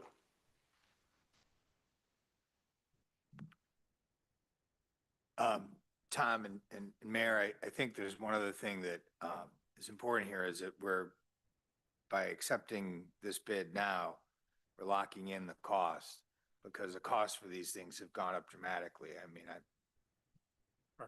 think the last time we talked about this, probably around 10 years ago on the safety committee, the cost was a lot less. So if we kick the can down the road, there's a cost associated with doing that. Well, that's correct. And I've been talking about this since the 3 years I got back involved, and it's always been $1 million. So, you know, we're right there, a little under. Part of the reason we have it down as emergency legislation is the price and the specs and all that is good through January 31st. After that, we're back to square one. We'd have to rebid, and if we can either respec it or rebid it. The chances of rebidding are pretty slim in that Pierce knows that they're $200,000 higher. I don't think they're going to come down $200,000 lower to do this. And Spartan and Johnson already has an attractive bid. So we'd be smart to lock this in by January 31st. Thank you all for the work that went into providing the memo that I think offered a really helpful comparison to what we have currently and the various capacities and seating and everything to what we'll be potentially getting. And the look to see about a used option, I think that helps to confirm, this approach. The only question or the only thing I didn't see in the comparison, does it also hold for firemen? Yes, there are 4 seated positions with proper seat belts and everything. Okay, That's correct. I mean, everything else to me looked relatively comparable to to what we currently have, which is Correct. great. It will be red. Oh, good. I was hoping for purple, but Since we have other Spartans, Armando already knows how to fix everything on it, right? Yeah, Yeah. even the drivetrain is relatively the same as much as possible. Now, there will be a 30-year difference between the oldest Spartan that we have and the newest. But they're all Cummins engines, automatic transmissions. Any other questions or comments? Does everyone agree that not taking the cash discount, but essentially dedicating our internal funds in the manner that I mentioned is the preferred way to finance this? Okay. No further questions. I need a motion to approve item. I need a motion to suspend the rules 26-2. I'll move that we suspend the rules, I'm sorry, 26-7. yep, for resolution number 26-7, a resolution accepting a bid and awarding contract to Johnson's Fire Equipment Company for the purchase of a new fire truck and declaring an emergency. May I have a second? Second. Thank you. Any discussion? Roll call, please. Broom, Yes. Greco, Yes. Anushka, Yes. Perez, yes, Steinbrink, Yes. Turner. Yes. Young. Yes. I would then move approval of resolution number 2026-7. Second. Any discussion? I've got teenagers, I'm not scared. Roll call, please. Broom, Yes. Greco. Yes. Anushka, Yes. Perez, yes. Steinbrink. Yes. Turner. Yes. Young. Yes. Thank you all. Thank you, Rob, Mike, Tom, and your crew. Okay, let's go back to number 2026-2. This is a resolution authorizing and directing the transfer of certain sums from the general fund to four funds listed: the capital improvement fund, the mayor's fund, the wastewater fund, and the police pension fund. We had already gone through, all these numbers are included in the budget. What we need is to be able to transfer the sums into those funds so we can begin to spend money over the next 6 months on those funds. We have identified what we need roughly over the next 6 months on the capital improvement fund. Out of the $2.2 million you previously approved, we need about $1 million between now and middle of the year. The mayor's fund is a rather modest amount. This is a discretionary fund in case there's a need for purchase flowers for someone or something like that. The wastewater fund is about $60,000. That is roughly our annual cost to maintain and repair the water treatment plant. And the police pension fund, we're required by statute to contribute at a certain level, and this is our essentially our first half contribution. Did you want to add anything, Janet? Or are you okay with all those descriptions? Janet's okay. Are there any questions on that? Move to approve. Second. Do we need, I need to suspend the rules, please. Move to suspend the rules. Thank you. Second. Thank you, Megan. Roll call. Broom, Yes. Greco. Yes. Anushka, Yes. Perez, Yes. Steinbrink, yes. Turner. Yes. Young. Yes. Move to approve. Thank you. Second. please. Second. Thank you. David, is that you? I'm Craig. I'm sorry. I wasn't looking. Discussion? Roll call, please. Broom, Yes. Greco. Yes. Anushka, Yes. Perez, Yes. Steinbrink. Yes. Turner. Yes. Young. Yes. Okay, the next two items, somebody said before, we've got a lot of vehicles we're purchasing, authorizing today. Number 2026-3 is a resolution authorizing the mayor to enter into a purchase agreement with Rush Truck Centers for a 26 International Truck Chassis Model HV 507 SFA under the Sourcewell Cooperative Purchasing and declaring an emergency. If there's questions on this, Mr. Biggert can answer it. This was in the budget, as is the item that follows it, which is essentially to outfit it with a plow and so on. The amounts that are in here authorize us to authorize the truck, which we would take possession of later in the year, as well as the plow. So this is not something that would be able to service our roads. Currently, this is something that's ready for next year. Dave, any comments further on that, or? Other than it's a replacement of an existing truck. So Okay. Not adding anything. Okay, thank you. Dave, does this chassis have a dump bed on it? Or? No, well, no. It will have a V-box spreader of that, which we have now, which is on that's the second resolution, all the equipment. Oh, okay, so that includes the box spreader. I just saw the plow and the. You thought we were getting a great deal. Plow and the frame, right. I looked at it. 260 goes down to 130. So wow. Right. Yeah, this is like I think $700 under what we budgeted, so, for the total, Yep. the whole package. Okay, can I have a motion to suspend the rules on 2026-3? So moved. Thank you. Second? Second. Thank you. Discussion? So the reason is that we need to lock in these prices. That's why we're doing this on an emergency basis, right? That's correct. Yeah, I guess the only other comment is get it. I can just make a quick note. We all know through the news the tariff issue. So I just want to make sure there could be, depending where these go, it could go up. It seems like that's kind of working its way out, and I don't anticipate that, but there's a big disclosure in ours, like if there's another tariff hit, they don't absorb that. So I will keep you posted on that.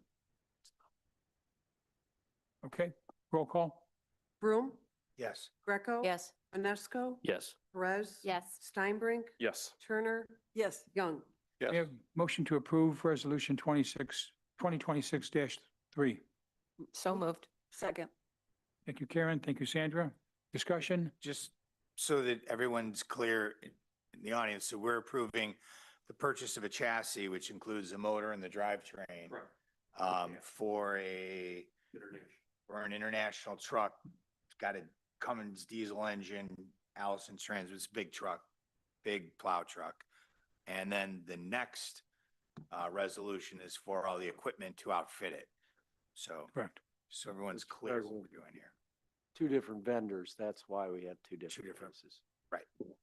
And that's very typical with these things. You buy the chassis separately and then the truck travels around and gets outfitted before it shows up at your door. Roll call. Broom, Yes. Greco. Yes. UNESCO, Yes. Perez. Yes. Steinbrink, Yes. Turner. Yes, Young. Yes.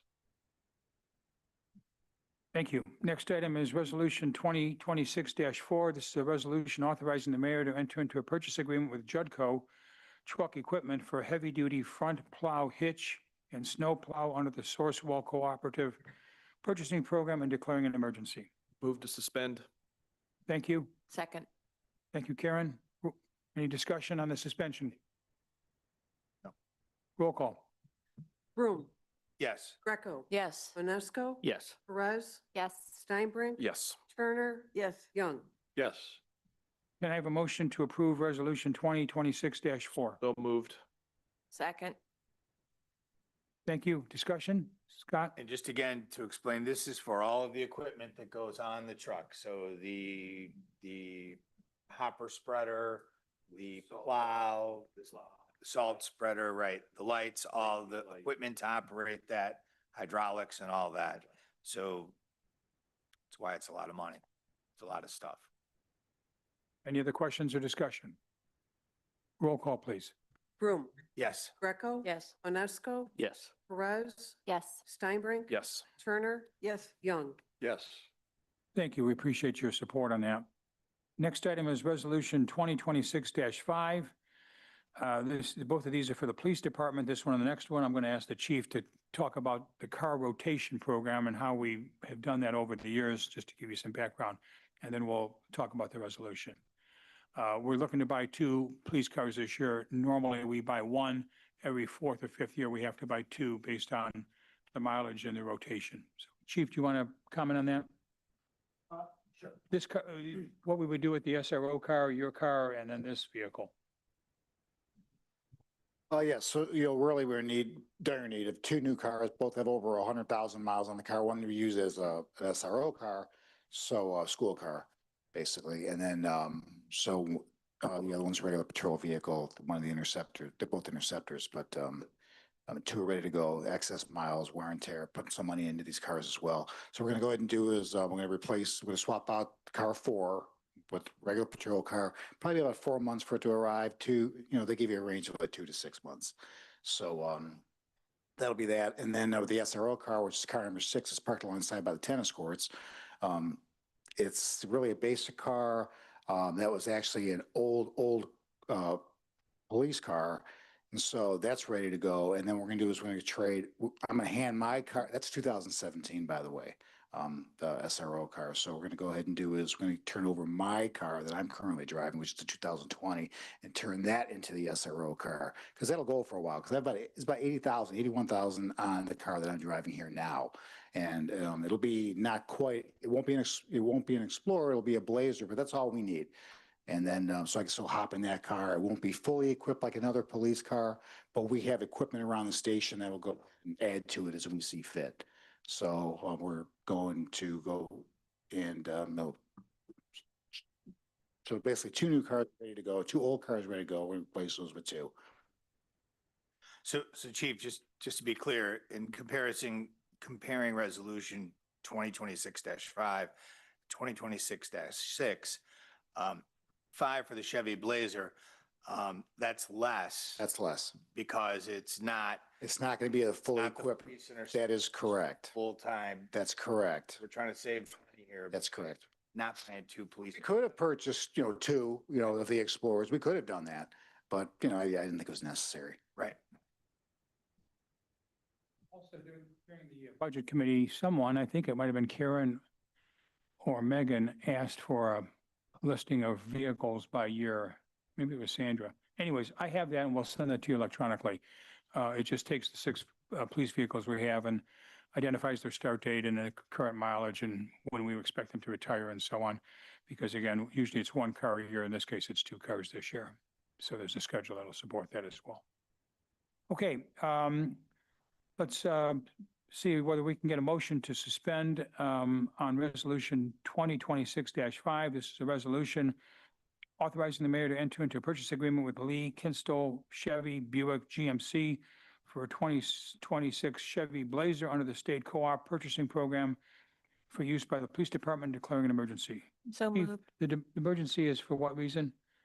Well, ordering time frame. Sorry? Order time frame? Yeah, 2 to 6 months range they gave you. Okay. So maybe just. Back up here a second. So I should also mention, what's not factored in is we will get rid of the 2 cars. We'll trade those off. We'll sell those off when the others arrive. Probably not, it could be a trade, but usually they give you less. We've done some pretty good work with CarMax or Carvana in the past, so we may go that route when the time comes. I think I interrupted my request for a motion. So moved. Thank you, Karen. Second. Second, thank you, Megan. Any further discussion? I would just add this is, I think, 2,000 less than what we budgeted for. So, I mean, well within budget.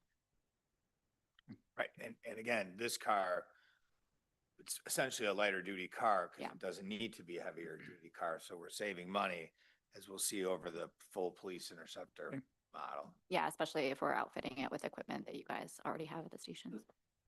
Okay, roll call on the motion to suspend. Broom, Yes. Greco, Yes. Manesco, Yes. Perez, Yes. Steinbrink. Yes. Turner. Yes. Young. Yes. And I have a motion to approve 2026-5. So moved. Thank you, Karen. Second. Thank you, Megan. Any further discussion? Roll call, please. Broom, Yes. Greco, Yes. Manesco, Yes. Perez, Yes. Steinbrink, Yes. Turner. Yes. Young. Yes. Okay, resolution 2026-6. This is a resolution authorizing the mayor to enter into a purchase agreement with Statewide Ford for a 2026 Ford Interceptor under the state cooperative purchasing program for use by the police department declaring an emergency. Would appreciate a motion to suspend the rules. So moved. Thank you, Karen. Second. Thank you, Sandra. Any discussion on the suspension motion? And again, the suspension motion is because we're trying to lock in the price and we've got a delivery Timetable. delay time. And then, put more money into the cars for repairs and whatnot, so. Roll call. Broom, Yes. Greco, Yes. Onesco, Yes. Perez, Yes. Steinbrink, Yes. Turner, yes, Young. Yes. We have a motion to approve Resolution 2026-6. So moved. Thank you, Karen. Second, please. Second? Thank you, David. Any discussion on the motion? Chief, does this include upfitting? No, That'll be a separate, Blazer will be forward, okay, so we'll definitely have to pull up the Explorer. okay. All right, thanks. Roll call, please. Broom, Yes. Greco. Yes. Onesco, Yes. Perez, Yes. Steinbrink. Yes. Turner, yes, Young. Yes.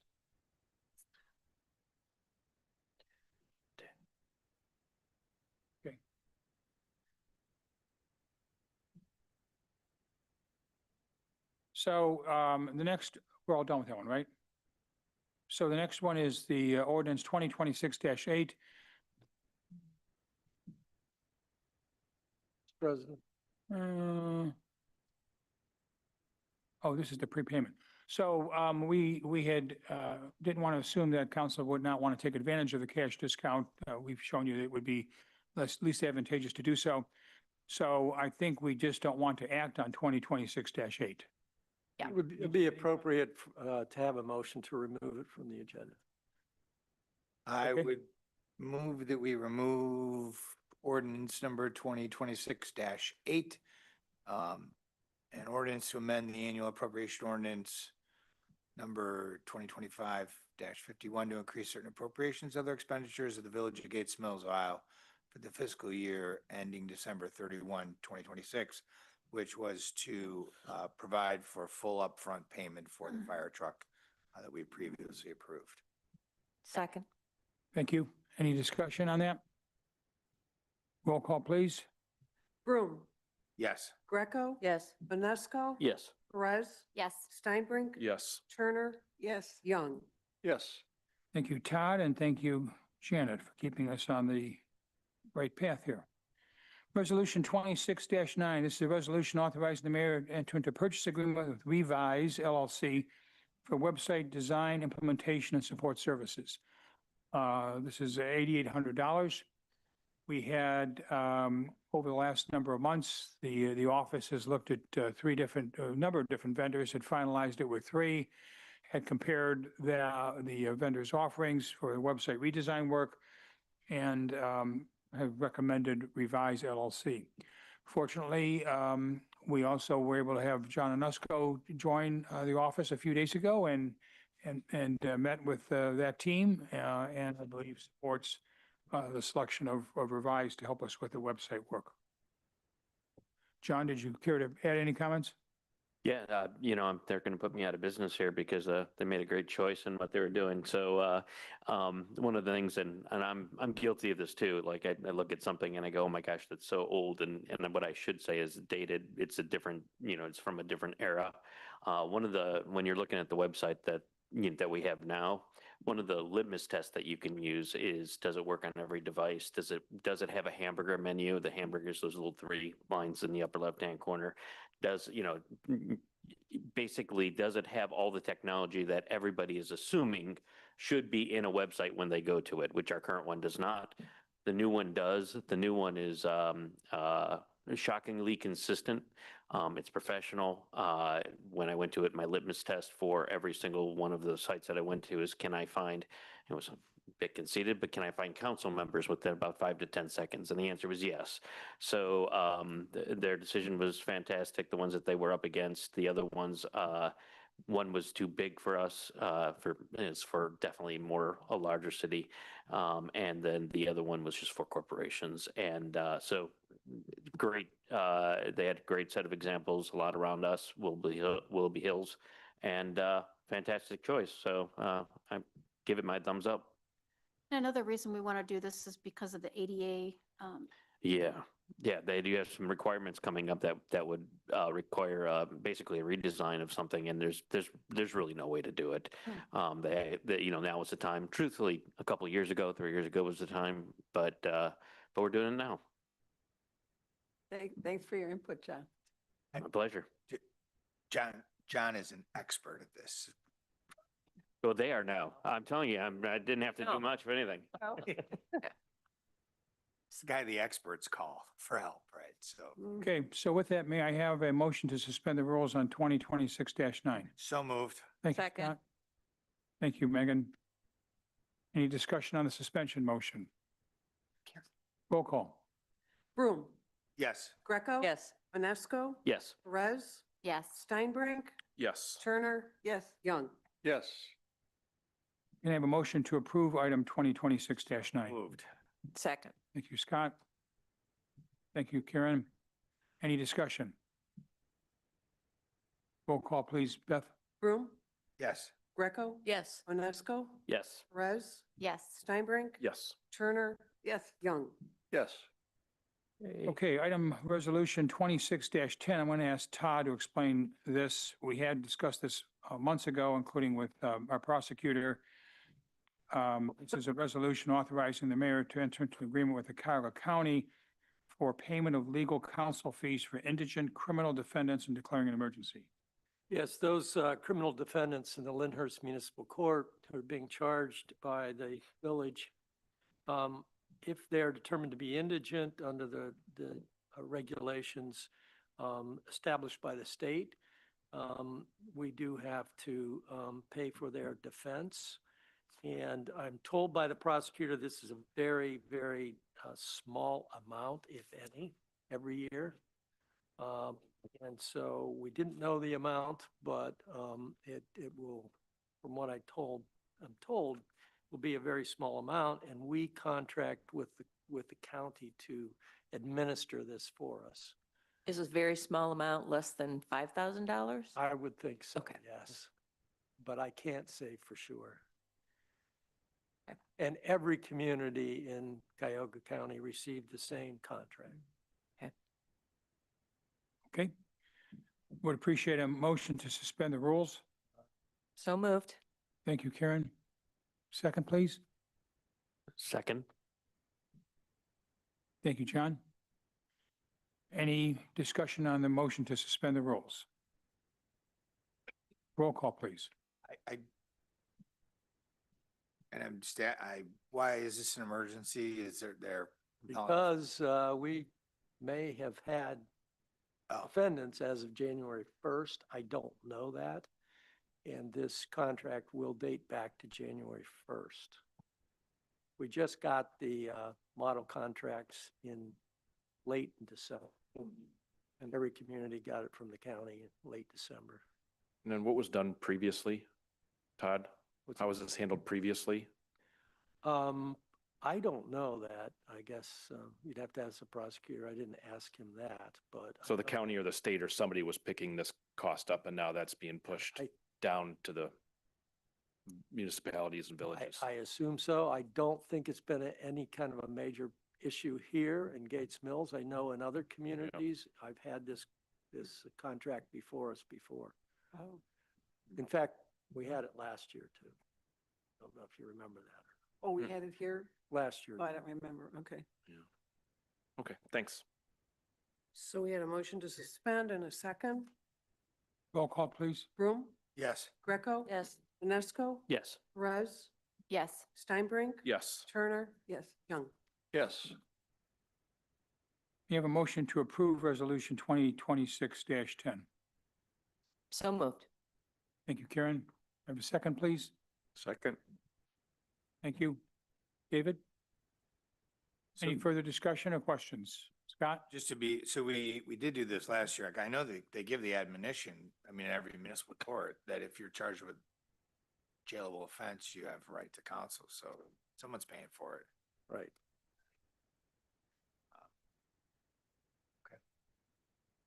Roll call, please.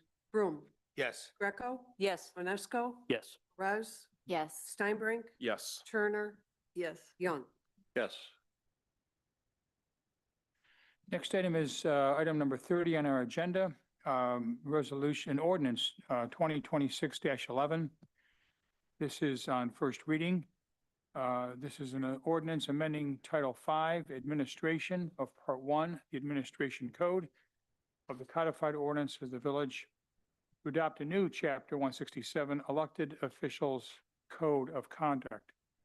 So in wrapping up last year and taking a look at this year and so on, it became apparent to me that we did not have a code of conduct. And that's a pretty standard governance and HR practice. So I asked Todd to help me with this and to draft up, given his view of multiple municipalities, what would be a draft of a code of conduct for us. And what you have is that in your materials, and I'll ask Todd to comment on how he structured it and what was intended. Well, the first thing I want to say is that this draft is meant for discussion. I assume that it would take 3 readings or more. And the mayor asked me to put together a draft. And so what my office did is to go out and look at other municipalities' codes of conduct. And not every municipality has a code of conduct, but some of them in Ohio do. And we used some of those that we looked at. One of the better ones was actually Green Bay, Wisconsin. And so I put this together, and first thing I want to say is under our charter, all of the elected officials there's a removal provision in the charter, but it's related to malfeasance, nonfeasance, and misfeasance office. Some of the things that you'll see in this code of conduct that I've drafted may not rise to that level of actually removing an elected official, but there are probably some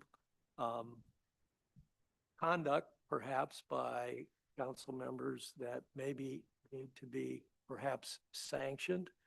And so you'll notice that I had in that some remedies that are proposed, an escalation of remedies, starting with a formal censure by council against another elected official for one of the violations here, if council decides that.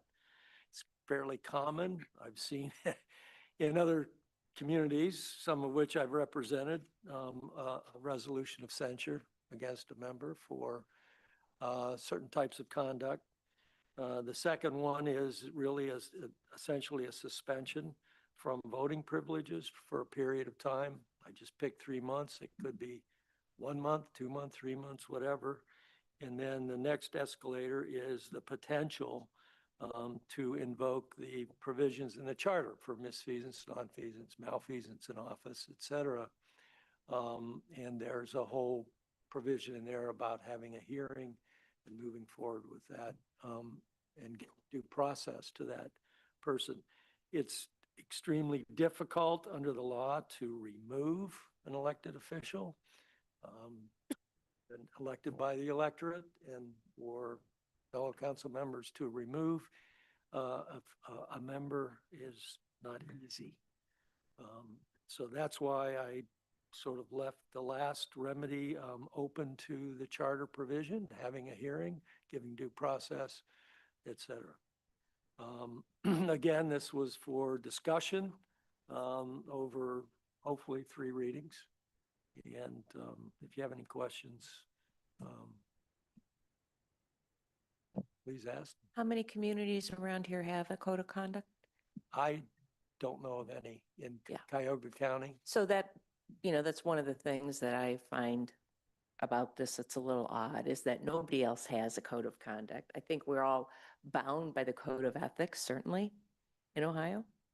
And we have certain provisions in our charter that talk about removal of elected officials. So I guess I'm wondering if this is something that we need.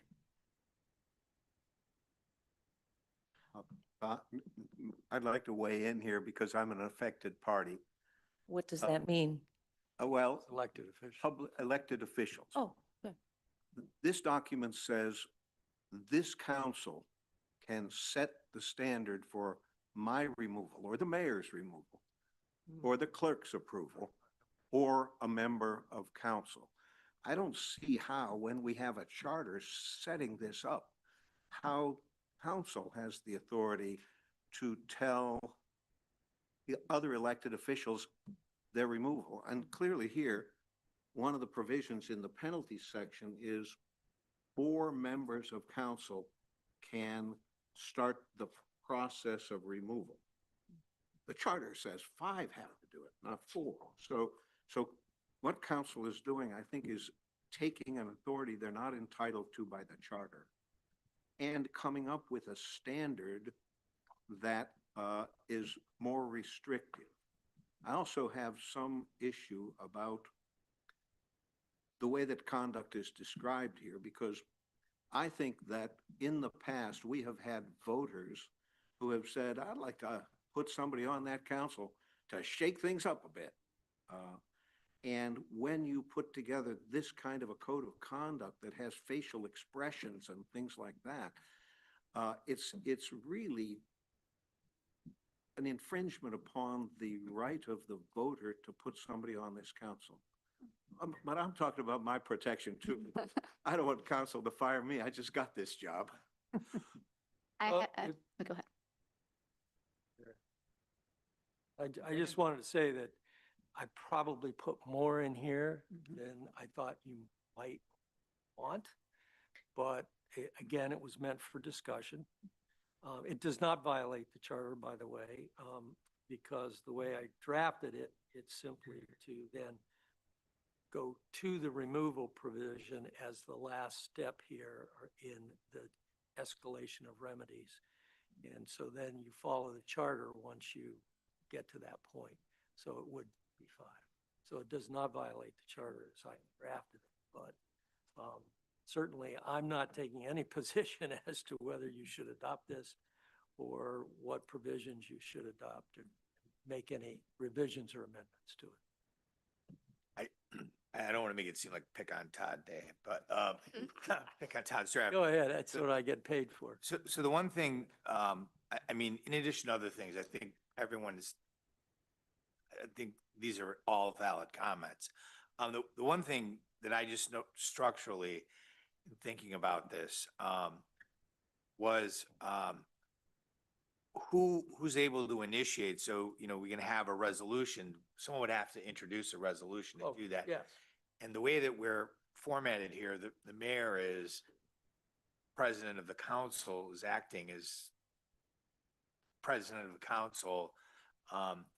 And a lot of times the mayor and the council sometimes can be at odds because the council is supposed to keep an eye on the mayor and I don't mean, I'm not personalizing this in any way, Mayor, but the executive branch and the legislative branch is supposed to keep an eye on it. And it would be difficult if the executive branch could initiate the process to remove. I mean, let's just say we did that in the Senate right now, there might be a lot of guys getting removed.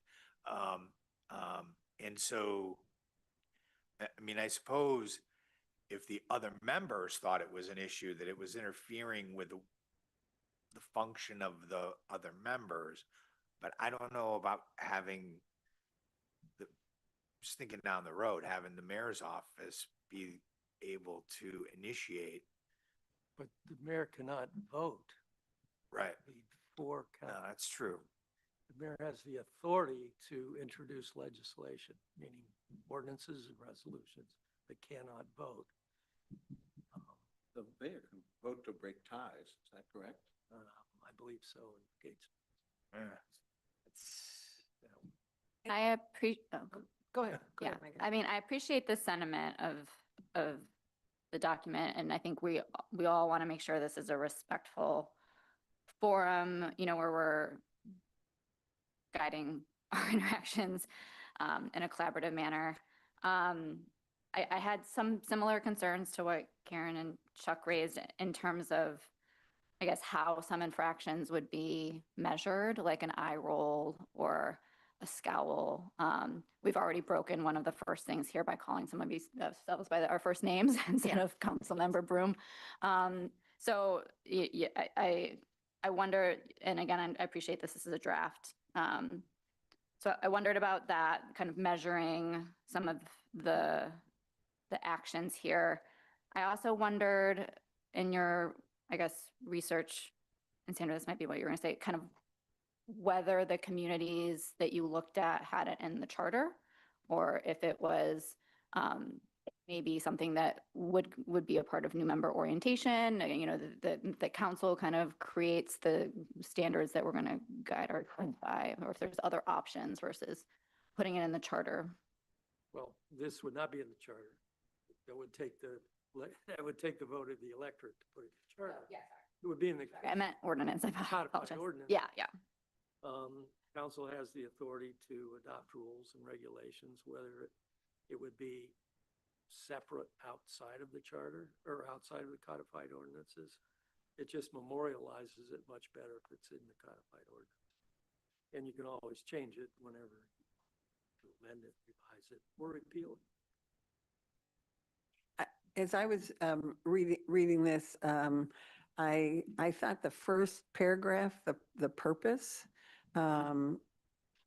summarized what we would expect of members of council and our elected officials. The other things, as you went on, I thought were good examples for a training, like the ethics training that we do for the new council members, which we already have and incorporate the Ohio ethics law. And I thought in a training, again, you could give some of these examples, and that would be very useful. But including them in an ordinance, and I had said charter, but not mistakenly, but going into that detail, it almost felt like we were usurping the right to have a personality on council, and maybe that's not the intent. But I sometimes have a sense of humor and like to share it, but I might feel a little restrained.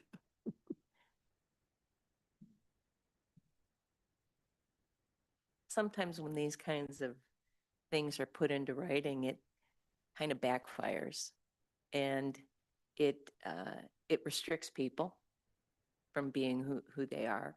And there should be spirited discussion, certainly, but we don't want this to be seen like a roadmap and trying to make sure that everybody's fitting into this this rubric. So, I thought that right now we have a very good group of people. When I read it, it was more offensive than anything else. I didn't appreciate the spirit. I thought that it maybe could have been done years ago, but for right now, I don't see the need.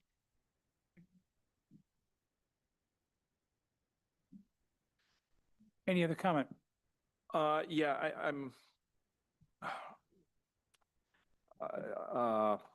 I agree with a lot of what everyone has said. The reality is the decorum over the last 4 years has not been what villagers or residents would expect out of their elected officials. With that being said, I do think we need one idea would be to have a rules of council rather than conduct. And I get where Todd is. I've been around long enough to know that you kind of give is more than what you would want, and we can always take things back versus adding. But I think part of it is, particularly for some of the newer members on councils, just Robert's Rules of Order, who's really presiding over this, who's out of order, what can be said, what can't be said. And I wonder if we were to adopt rules of council in terms of the mayor is the presiding officer, the mayor has the one to bring discussion forward, to end discussion, to say you're out of order, and basically there's one person that's controlling the council and the way the meeting is being run versus 7 people thinking that they're the head of council and running it. So it's unfortunate. It pains me to say that after 200 years as a village and I don't know, 50 years as a charter that we find ourselves here. But I do think, particularly after serving the last 4 years, that something needs to be done. Isn't that our rules now, though? Like what you just described, I made the assumption they were. No, so if you look at Moreland Hills, for example, there is a section in there, there's an ordinance in there around rules for council. And every year, council makes up their rules. It's got to be done by March or a certain period of time. And maybe it's in the charter, I'm not sure.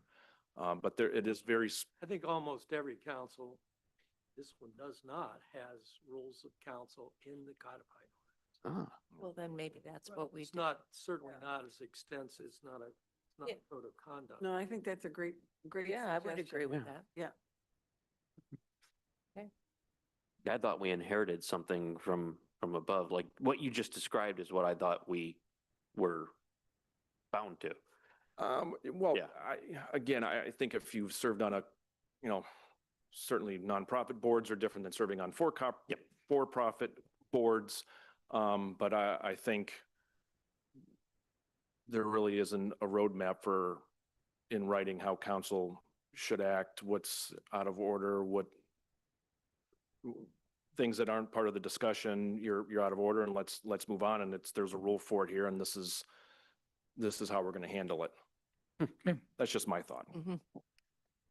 So what I'm hearing is this is too strong and maybe not needed, and maybe it should be refashioned into rules of council versus code of conduct. Agreed. Is that what Yes. you want me to do with this going forward? We'll Yes. come back next month with another version. I like that. Yes, Everybody okay with that? please. David? If I may, I think the issue here is not how we behave, but the consequence of misbehavior. And we can all agree to a code of conduct, but if someone wants to violate that code, they're going to. And does the code have any teeth if there aren't consequences for violating the code? And I'm not advocating one or another, but I think the core issue here is the issue of consequence. And do we want as a body to have the ability to remove one of us if we find their behavior counter to the productive You have that. carrying out of the city? 5 members of council can remove that. Okay. It's in the charter. It's just not clarified. And it is malfeasance, nonfeasance, misfeasance in office. What does that mean? So this was an attempt, I think, to lay out a code of conduct where sanctions could be issued without removal.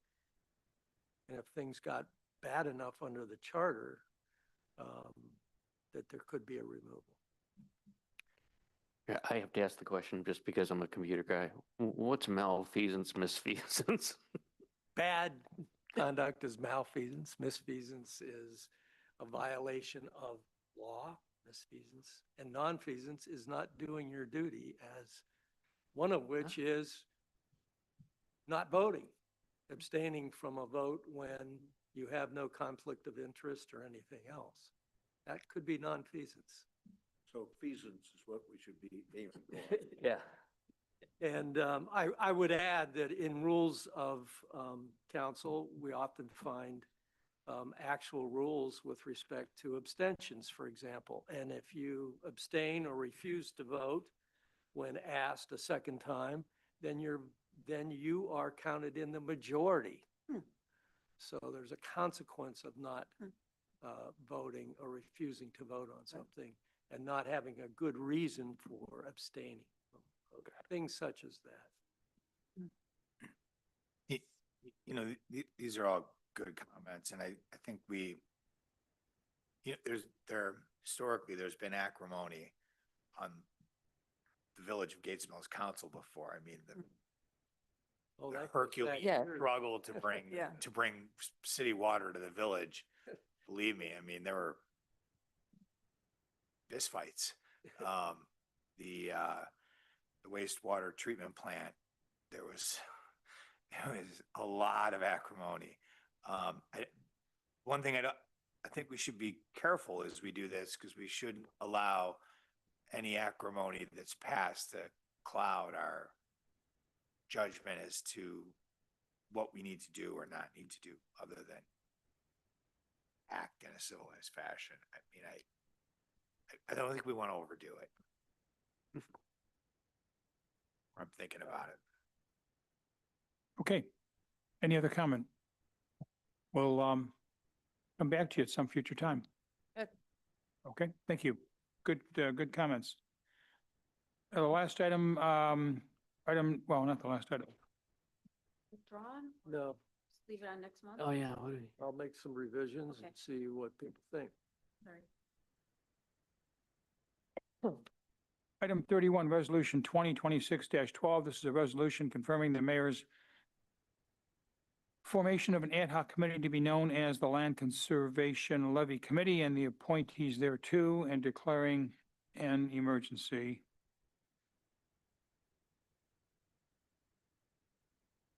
Okay. So I have asked to have this put together following the conversation we had at the last council meeting, wherein I would like to have a fresh and more robust approach in working with the Conservancy people to identify the overall conservation and open space needs in the village, irrespective of who owns that land, identify the various needs that are out there with respect to invasives, acquisition of easements, taking care of what's already owned, et cetera. We seemed in the last go-around to already start to divide the proceeds by number, and I don't think we did a very good job 5 years ago explaining what we need the proceeds for. And I would like to take a step back, as I mentioned to you and wrote to you, and give you the one-piece document that said, let's first figure out what we need and make a case to the constituents that this is a valid approach, and the need is then defined, the allocation of the money is then would follow where the needs are. If there's a greater need to control invasives in some property, or to protect what we already have that we don't have deed restrictions on, or to acquire an easement over some piece of property that is otherwise exposed, we don't prioritize things like that. So I thought it would be helpful to start a little fresh and to ask the Conservancy to dedicate 3 individuals, and council, us here at this table, to dedicate 3 individuals. I've asked David Young to help me with that because of the freshness of his views, and I've asked Sandra to join us as well because of the longevity that she has with the Tree Canopy Committee and with the Conservancy. And the 3 of us would do the yeoman's work of slugging through the need and working with the Land Conservancy representatives, and come back to council over the next 2 months with our recommendations on what do we need a levy, how much is it, when would it start, and how would the language, if any changes are needed in the agreement between the Conservancy and the village, how would that language be restructured? So I guess we could just do this without a committee, but I thought given this issue, it's probably best to have some documentation of a committee as opposed to just people talking about it all the time. And so I think with a team of 3 of the group in this room, we could probably accommodate that. Anyone that wants to come as well is welcome to join and come to those meetings. We'll let you know when those are. But to have a small group that could move this forward. My goal again is to see whether we can, with the Conservancy, have an agreed upon understanding of the needs of the village over the next 5 years, and any language changes or allocation changes that would come based on the needs. So that's the background. I'd like to get this going now because I think we went through a timetable that had us going to the county in April or May to get the certified values of the properties for the levy. And so as we backed this thing up with 3 readings and an agreement and so on, we really needed to kind of get started on this ad hoc group. Now, I believe the Conservancy is already doing theirs this weekend.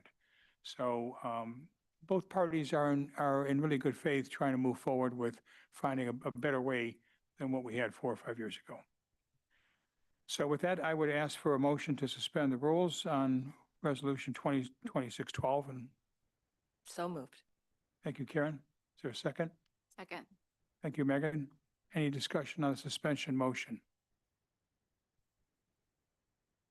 Beth? Broom, Yes. Greco, Yes. Anusko, Yes. Perez, Yes. Steinbrink, Yes. Turner, Yes. Young.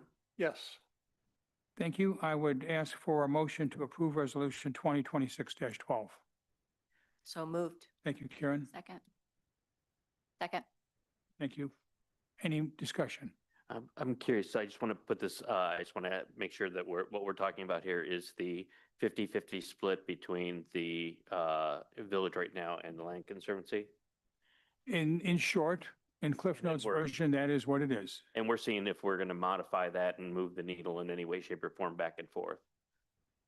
In Cliff Notes version, that's correct. Okay, good. I just wanted to make sure that's what we were So doing. much more complicated than that, as you can tell from, we're doing things, what's interesting is just doing this with the Tree Canopy Committee. And I give credit to Mitch and Sandra and Peter and a bunch of other people that are on these committees. We have just found that the best way to do this for the Chagrin River Valley communities is to do it with the watershed partners, do it with the Metro Parks, do it with the Conservancy, do it with Holden, do it with all the bodies that exist in some way and that have knowledge of all the federal and state and local funding and corporate sources that might be out there, than us doing it ourselves, saying, we'll go take our money and go chase this, and these guys take their money and go chase that. We'll be much farther along if we can find a much more common way to approach the needs and find a way to allocate the resources. Well, I am 100% for it, and I absolutely don't want to be on the committee, but but Sandra, aren't you on the board? Yes, for the Land Conservancy? Yeah. Yes. Is that a conflict of interest? Well, you know what I would say about that? There's two of us, actually. Scott and I are both on the Oh, Land Conservancy Okay, and did not know that. and on the council. I think it's a good, good question. And I guess it depends on kind of the presumption you make. And that is, if you see them as two opposing organizations, then perhaps it is a conflict of interest. But, since 99, I've been on since 2019, I've been on the Land Conservancy. And over that time, I've brought to the Land Conservancy observations about council and their discussions with regard to conservation. And likewise, I've brought reports back from the Land Conservancy, hopefully as a bridge and supportive of the levy overall. So I don't see it as a conflict of interest. I don't normally think it would. I think it was a hot button topic for a few years. And so if it wasn't a hot button topic, I would just advise caution that it might become a hot button topic again. So if that's the case, you'll be in a strange position. I wouldn't want to be in it, but Mr. Won't be the President, first time. if I may address, that, absolutely. Yeah, go ahead. it's not an unlawful conflict of interest. Good. Well, I didn't think you would let it go past that. And it's, no, it's a committee that's going to be gathering facts, bringing facts back to the council. That's important. Perhaps make a recommendation, but it's a Got it. recommendation and there's no final vote on this. This committee's not making any final decisions. Perfect. So the experience that Sandra has, I think, is very valuable. And like I said, Council I and don't the want to be part of that. We need you, lots of other. Any further discussion? Roll call, please. Broom, Yes. Greco, Yes. Anusko, Yes. Perez, Yes. Steinbrink, Yes. Turner, Yes. Young. Yes. Thank you. Item number 32, council discussion, land conservation levy. I think we've covered that in 2 or 3 different ways today. Accessory structures, Craig, anything further you want to comment on? Nope. Okay. Next item. 32C, 26 priorities. We committed to get you priorities for you to look at. These are what I would say is my priorities where I would like to spend our time and our money and our management talent. But Need to have you take a look at them as you did last year. Add, subtract, reorder. Well, there are three big groups: safety priorities, community engagement priorities, environmental stewardship priorities.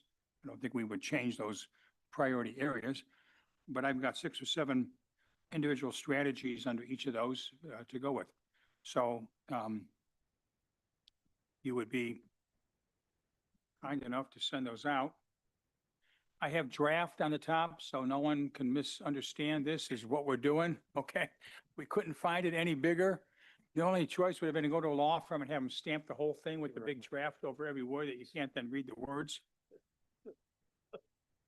And I don't need answers today, but just so you have a quick view, within the safety area, I want to implement the traffic enforcement in the school zone on Mayfield Road. We've talked about that.